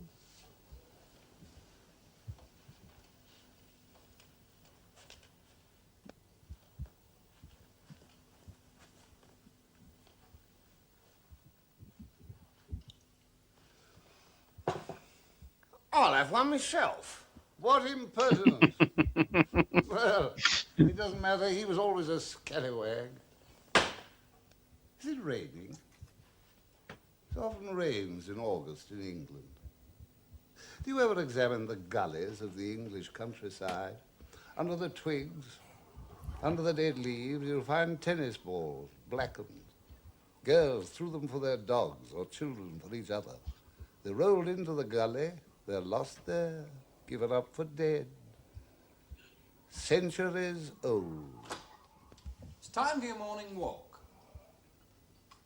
I said it's time for your morning walk. My morning walk? No, I haven't the time this morning. It's time for your walk across the heath. I can't possibly. I'm too busy. I have too many things to do. What's that you're drinking? The great malt which wounds. My God, you haven't got a drink. Where's your glass? Thank you. It would be unwise to mix my drinks. Mix? I was drinking champagne. Of course you were. Of course you were. Albert, another bottle. Certainly, sir.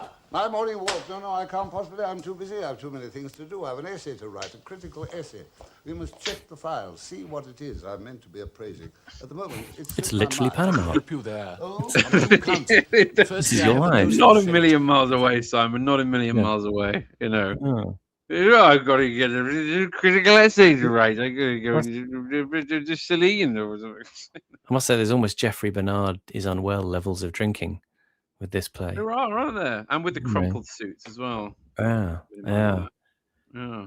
There's something strange about this relationship. I mean, someone mentioned in the chat earlier about how Spooner could be his conscience in a way, and he himself is full of these kind of maudlin unravelings of memory, especially about the girls. You know, the girls who are kind of fading away, and he can't reach them anymore.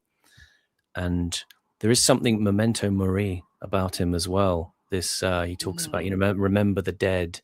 It's like the old, you know.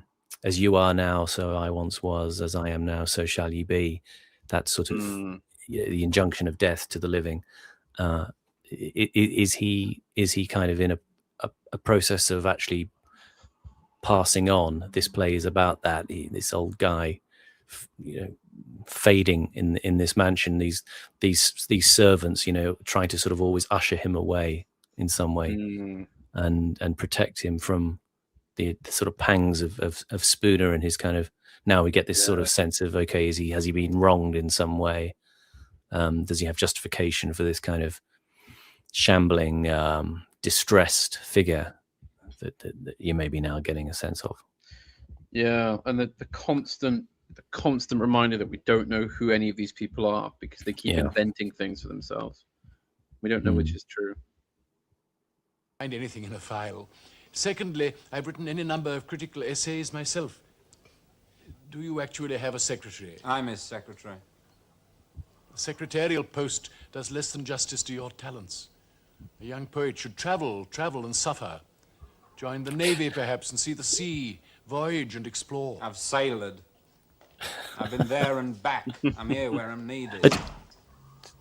Just pausing there for a second. It's another thing is everyone's a writer or a critic or an essayist in some way. Everyone's a poet. Maybe this is Pinter making some comment as well. You know, the old writer's complaint. Everyone's a critic. You know. Yes. Well, I mean, it's big on the dissident right, isn't it? Everyone's a bloody this or that. You know. Yeah. Regardless of whether or not they actually can. If you have a hammer, everything looks like a nail. You mentioned a photograph album. I could go through it with you. I could put names to the faces. A proper exhumation could take place. Yes, I am confident I could be of enormous aid in that area. Those faces are nameless, friend. And they'll always be nameless. There are places in my heart where no living soul has or can ever trespass. Here we are. Fresh as a daisy. Drop for you, sir. No, thank you. I'll stay where I am. I'll join Mr. Friend, if I may, sir. Well, naturally. Where's your glass? No, thank. Oh, come, be sociable, be sociable. Consort with the society to which you are attached, as it were, with bonds of steel. Mingle. It isn't even lunchtime. The best time to drink champagne is before lunch, you cunt. Don't call me that. We three, never forget, are the oldest of friends. That's why I called him a cunt. Stop talking! To our good fortune. Good line. Very good line. Cheers. Gielgud does have a bit of a Tony Hart look about him because of that blonde wig. Yeah. The light out there is gloomy. Hardly daylight at all. Falling rapidly. Distasteful. Let us close the curtain. Put the lamps on. What relief. How happy it is. Today I shall come to a conclusion. There are certain matters which today I shall resolve. I'll help you. I was in Bali when they sent for me. I didn't have to leave. I didn't have to come here, but I felt I was called. I had no alternative. I didn't have to leave that beautiful isle, but I was intrigued. I was only a boy, but I was nondescript and anonymous. A famous writer wanted me. He wanted me to be his secretary, his chauffeur, his housekeeper, his amanuensis. How did he know of me? Who told him? He made an imaginative leap. Few can do it, few do it. He did it, and that's why God loves him. You came on my recommendation. I've always liked youth because you can use it. But it has to be open and honest. If it isn't open and honest, you can't use it. I recommended you. You were open, the whole world before you. I find the work fruitful. I'm in touch with a very special intelligence. This intelligence I find nourishing. I have been nourished by it. It's enlarged me. Therefore, it's an intelligence worth serving. I find its demands natural. Not only that, they're legal. I'm not doing anything crooked. It's a relief. Could so easily have been bent. I have a sense of dignity in my work, a sense of honor. It never leaves me, of service to a cause. He is my associate. He was my proposer. I've learned a great deal from him. He's been my guide, the most unselfish person I've ever met. He'll tell you. Let him speak. Who to? What? Speak, who to? To him! To him. To a piss-hole collector. To a shithouse operator. To a jam-rag vendor. What the fuck are you talking about? Look at him! He's a minge juice bottler. Fucking shit cake baker. What are you talking to him for? Brilliant. Yes, yes. Yeah. But he's a good man at heart. I knew him at Oxford. Let me live with you and be your secretary. Is there a big fly in here? I hear buzzing. No. You say no. Yes. I ask you to consider me for the post. If I were wearing a suit such as your own, you would see me in a different light. I'm extremely good with tradespeople, hawkers, canvassers, nuns. I can be silent when desired, or when desired, convivial. I can discuss any subject of your choice, the future of the country, wildflowers, the Olympic Games. It's true I've fallen on hard times, but my imagination and intelligence are unimpaired. My will to work has not been eroded. I remain capable of undertaking the gravest and most daunting responsibilities. Temperamentally, I can be what you wish. My character is at core a humble one. I am an honest man, and I am still not too old to learn. My cooking is not to be sneezed at. I lean towards French cuisine, but food without frills is not beyond my competency. I have a keen eye for dust. My kitchen would be immaculate. I am tender towards objects. I would take good care of your silver. I play chess, billiards, and the piano. I could play Chopin for you. I could read the Bible to you. I am a good companion.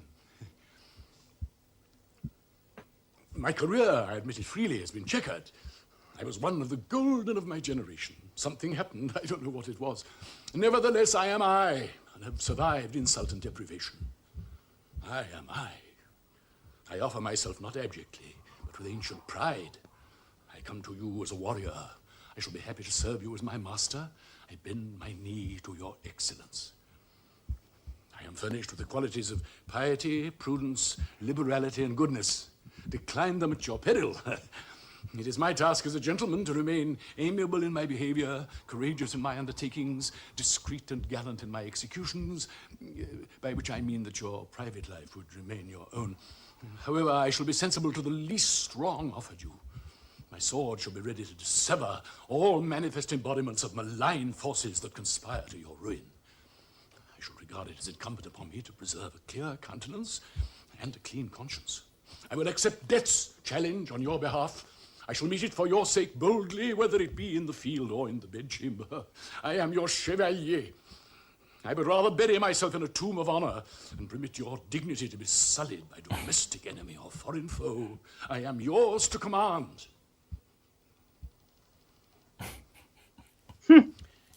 Before you reply, Do you think there's I would like to something say one thing more.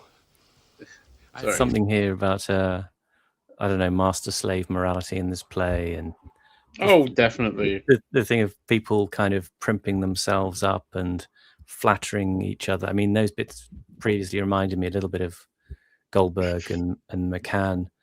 You've got a position. I'm not going to deny I have a position. And all that kind of sort of stuff. And and Strange. conversely, you're a capable man, and there's all of these self-validations and reciprocal validations and Yeah. flattery of men, and Spooner is very craven here, contrasting with the first act, and the insults and the needling and all of that. Something maybe Pinter's getting at about our sort of all of these conversations are probably the ones that we have in our heads that we don't actually speak. We want to really lay into people and insult them, and then there's this tension with fawning over them as well. Maybe this is again something about part of the English condition. Yes. You're right. It's a play where they're all trying to validate themselves, and then suddenly they sort of start fawning over somebody else. It's quite jarring, isn't it? And as you say, it happens at the birthday party as well. And the way the confidence levels of the characters slip. The Foster, the young man, Michael Kitchen character, the way he's cocky and confident and even aggressive and arrogant and tough in the first half, and then he's having to sort of validate his crawling back home to be an amanuensis, to be a subordinate, and quite pathetically sort of trying to annotate his capabilities. Yeah, it's just strange. Organised poetry readings in the upstairs room of a particular public house. They are reasonably well attended, mainly by the young. I would be happy to offer you an evening of your own. You could read your own works to an interested and informed audience, an audience brimming over with potential for the greatest possible enthusiasm. I can guarantee a full house, and I would be happy to arrange a straightforward fee for you, or, if you prefer, a substantial share of the profits. And the young, I can assure you, would flock to hear you, and my committee would deem it a singular honor to act as your host. You would be introduced by an authority on your work, perhaps myself. After the reading, which I am confident will be a remarkable success, we could repair to the bar below, where the landlord, who happens to be a friend of mine, would, I know, be overjoyed to entertain you with the compliments of the house.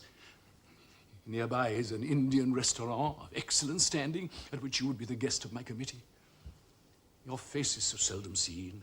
Your words, known to so many, have been so seldom heard in the absolute authority of your own rendering that this event will qualify for that rarest of categories, the unique.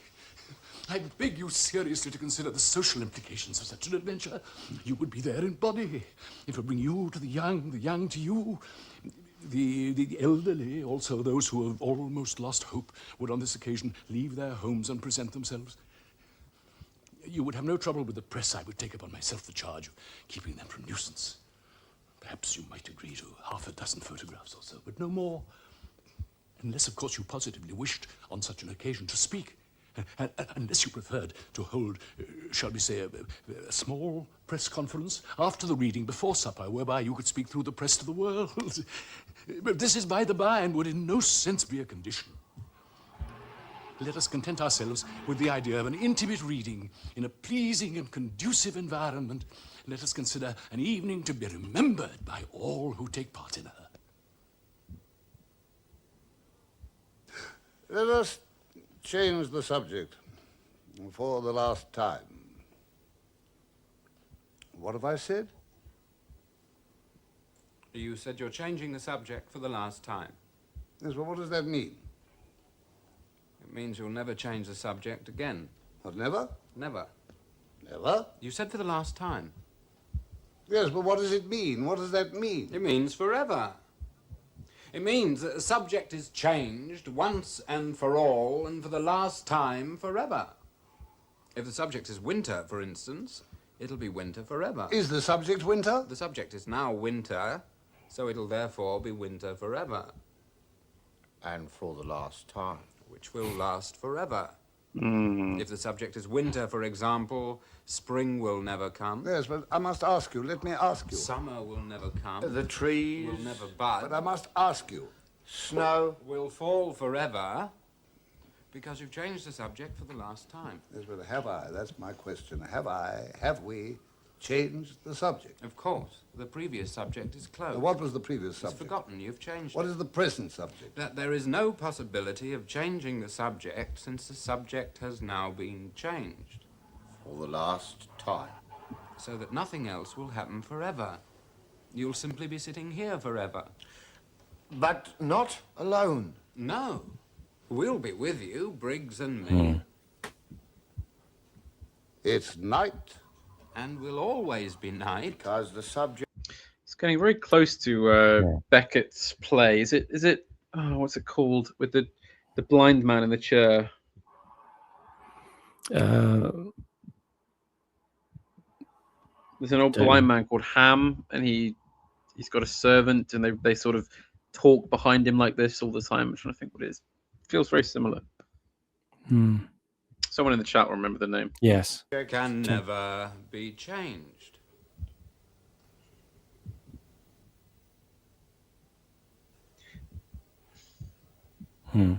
But I hear sounds of birds.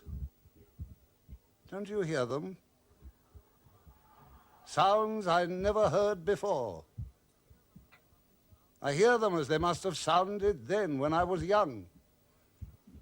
Although I never heard them then, although they sounded about us then. Yes, it is true. I am walking towards a lake. Someone is following me through the trees. I lose him easily. I see a body in the water floating. I am excited. I look more closely. I see I am mistaken. There is nothing in the water. I say to myself, I saw a body drowning. But I am mistaken. There is nothing there.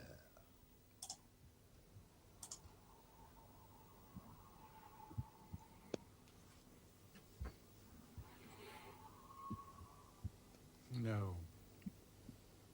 You are in no man's land, which never moves, which never changes, which never grows older, but which remains forever, icy and silent.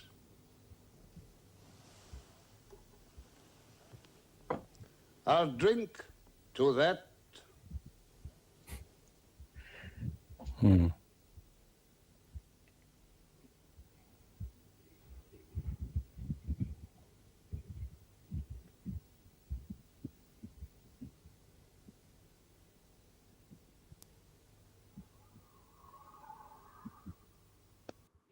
Well, there you have it.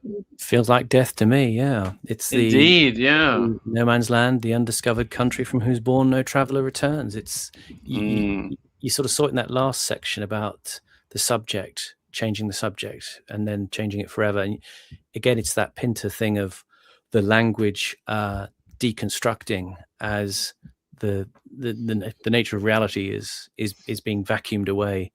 And it feels like maybe that's a sort of, do you know that we've talked before about the artist, the Caretaker, who does that's right, the music like from The Shining, and he reprocesses it and plays it very, very long and repeatedly, and he kind of deconstructs that music. So it's, you know, and some of his other work is about simulating the experience of dementia, about the idea that you can listen to the music, it goes on and on, then you think you've heard bits of it before, and then you're not quite sure.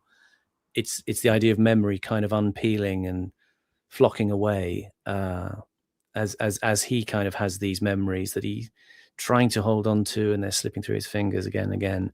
And this again, it sort of feels like this play sort of repeats a life and death cycle, or at least it's the stages of the death cycle more in this play than it was with Birthday Party, that it literally, it's like you can see Pinter's words on the page being broken down and deconstructed as the character is kind of like an automaton, sort of like slowing and juddering to a halt and then letting go. Yeah. Yes, and there's a kind of long association with the idea of death as, or the crossing to death as the anteroom. In a kind of middle class domestic sense of the word. The idea that they're literally waiting in the chamber. Yeah. Yes. Chaironic, good adjective, Aurelian 9702. Yes.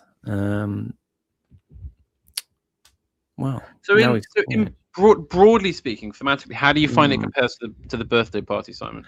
It's less satisfying to me. I think the birthday party still has this. It has this active political metaphor that is interesting and one can engage with, and it has this, the wonderful kind of pivot in tone that bespeaks this sinister quality that happens after the play. This is just a sort of terminus in a way, which is eminently well crafted. But I feel Goldberg and McCann are more intriguing characters in their insecurity. Whereas this, I think the people who've been saying in the chat that this kind of is, in a way, is kind of a monologue or a single man's imagining, but he has split himself into different characters. Do you think perhaps it's the confidence of an older Pinter to do that? Oh yeah. No, I agree. It is. It's not a young man's play. It's much heavier, with a kind of sort of a sort of a lambent quality, sort of under the moonlight recollection of the past as it swirls down the plug hole of memory. So it feels less, I guess, it's more morbid in a sense, but more at peace with that sense as well. But I prefer the birthday party for its shifting antagonism, which feels like a real quality of life that means you can look at the play and all of the characters undermine each other and they undermine themselves, and that to me feels like it's a more vital and current theme, I suppose, for someone who is living. And for someone who is dying, this play may feel differently. There's an accounting going on. The Spooner character is like a kind of Marley visiting and unfolding the man's conscience, and the other two are sort of preparing, to take him away in some fashion. And he's manfully trying to, just hold on to the last few, leaves that are falling out of his hands. So it's much more conclusive in that sense. Whereas I feel the birthday party, the weirdness of it is that at the end everything sort of returns to normal and everything is kind of forgotten in a strange way. But it's a pattern that will repeat. Whereas this is very finite and we sort of we achieve nothing further with Spooner. His history could all be in doubt now. It sort of builds the play at the beginning as Spooner is going to be introduced as a character of interest, and he's going to unfold in some way which resolves a conflict for him at the end. But he too, in the end, kind of fades into the wallpaper. He becomes less and less and less until he kind of just sort of dissipates, and then he has that sort of line to cap it off. And he's of no further interest to us. So he's not like a psychologically real character in the sense that you want a sort of journey and a catharsis and a victory or a defeat. He just ceases to be, and that's quite bleak in itself, and less satisfying, sort of as a play of psychological dimension. It's much more allegorical than it is anything else. And I think that the character of Stanley in the birthday party is a man who's partly in resistance. Obviously, he gives up for a large part, but he's also in resistance. Whereas this feels like a play about men who are already dead. Yeah. They can't. They don't really try to affect anything. They all accept their pathetic fates in one way and another. You know, Yes. he tries to get one over on Spooner, but Spooner he just admits everything. He says, "Yes, that's what happened. This is and yes, I was hurt. Now I'm hurting you." And Hurst is sort of struggling to accept it at some level. His infuriation just casts him back into the sort of pond of memory again, and that again just shrinks away from him. I mean, there's a little bit of a Dante-esque quality as well. You know, the way that in the shades in Dante's hell are tortured in ways whereby they cannot relieve the suffering, and they are taunted by the memory of something better. I mean, I think Dante has the line about, you know, hell is the reminiscence of good times in the midst of misery. Mm. And that's something I can identify with in my life. You find some of the worst times are when you're in deep pain and suffering, and you're remembering the good that was once there. Yes.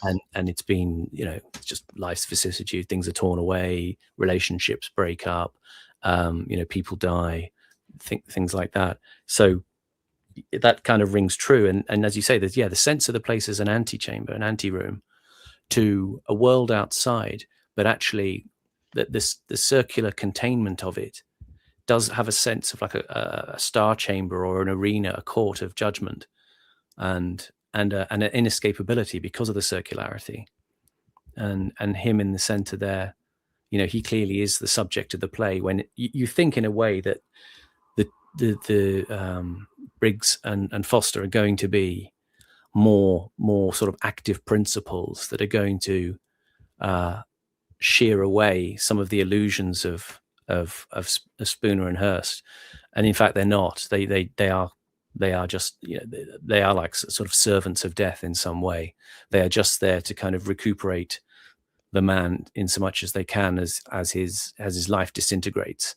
And you know, he kind of then still remains a mystery to us, doesn't he, Hurst? We don't really know if anything that anybody has said is true. And some of it seems implausible. Spooner as a farmer, you know, all of these kinds of things. Again, it's like The Birthday Party in that sense, of the unreliable characters.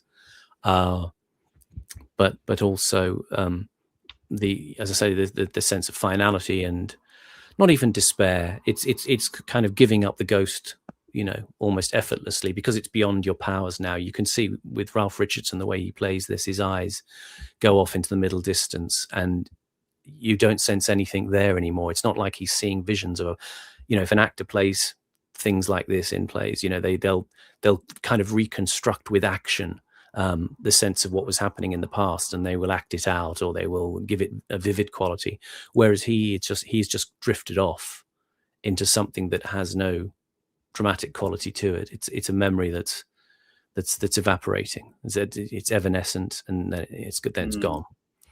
And so it's quite you know, bleak in that way, I'd say. Do you have any sense about the quality of the writing? Because it's as I say, it seems un-Pinteresque in some ways, that it has a modern sharpness and a combativeness. I think it's Pinter when it comes to technically. I think it's his absolute peak. I think this is Pinter at his absolute best. I personally preferred The Birthday Party as a piece of drama. But in terms of the quality of him as a writer, I mean, I think he deserved the Nobel Prize for this play, really. Wow. That he ended up getting in 2005. Well, this on top of his other work, you know. Yeah. But I think this is where he found his absolute métier. That's typical. Yeah, Panama recognizes the quality of the mature writer, and Simon always wants to go back to the early work. You know, we'll probably swap at some point. It'll be like the party switch. You know. Yeah. But I think it was rendered in a you know, from an actor's point of view, in an unshowy and generous way, I suppose, between the actors. You could say nobody was kind of hogging it or chewing the scenery over much.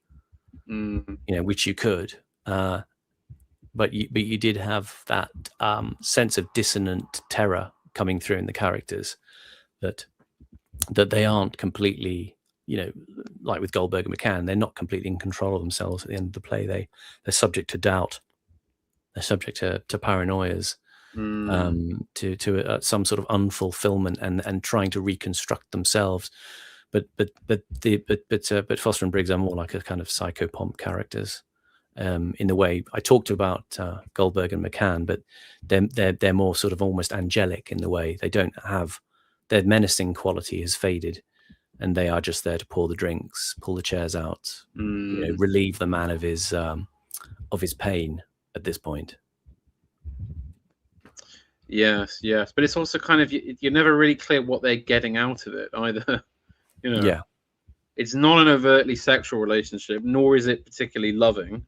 Yeah, they're just there. They, I mean, they're servants, but they talk back and they express displeasure, and it's confusing, really, isn't it? Just this kind of inability for them to ever link up to anything. Aurelian in the chat again says, by viewing this play, the audience compresses the character into the album of the past that is referred to, possibly, and the play itself becomes a memory that fades. It does. It doesn't. I think that's a affecting reading of it. It's a tricky one. It's a tricky one for me, but I'm glad you recognise its qualities in that deeper sense, because I think that's an interesting contrasting work of Pinter from my point of view. Yes, indeed. Well, do you have any closing thoughts, Simon, over the whole stretch?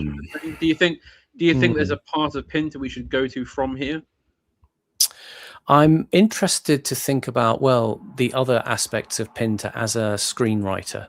We've talked before about I've got Paul Heron I invited on in August to come and talk to us, and he's interested in Pinter and Joseph Losey and their collaborations.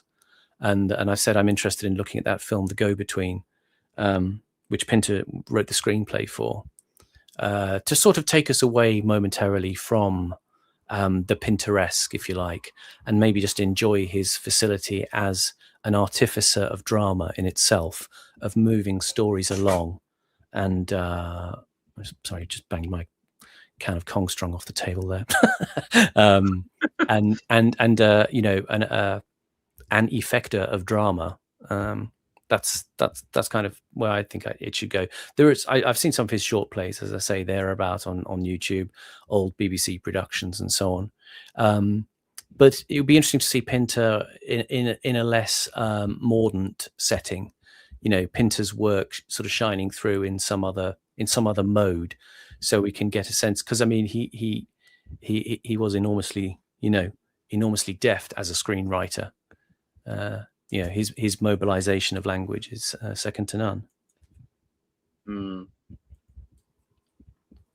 Yes, indeed. What we could perhaps look at other than this. I mean, not such a fan of a lot of the later smaller plays, the sort of one act. So I'm not quite as interested in those. We could possibly do The Caretaker or The Room. Actually, the Homecoming is really good. We could do that. Yeah, either The Caretaker or The Homecoming are probably the Pinter biggies that deserve a look in. Yeah, and I think Pinter was very enamoured of the film of The Caretaker. Yes, with Ian Holm, I seem to remember, in a kind of really miserable, awful Jewish family. Yes. But no further thoughts, Your Honour, on this. No, enjoyed that. I think we can wrap up there then for today. Yeah. So we shall be returning on Sunday. Oh, actually, will we? Because I've got to. No, we won't. Because I've got to go out Sunday night. We shall look into the schedule and we shall make arrangements. You can keep track of us by subscribing to Panama Hat's channel, hitting subscribe and the notification bell, so you will be aware of whenever we do go live. We may be quite spontaneous sometimes. We may just come on, and you will have nary a warning. Tomorrow, Simon. There is the possibility of tomorrow and tomorrow and tomorrow. We shall see. Tomorrow and tomorrow. We shall see. And we will find the appropriate subject and one that hopefully we could stream without being kicked off the air. But yes, indeed. Well, we will see you all soon. Thank you very much for joining us, ladies and gentlemen. You have been watching Panama Health Channel, and we shall return like James Bond in due course. And remember to subscribe, do super chats, donate to our Ko-Fi, all necessary. And goodbye. Nighty night.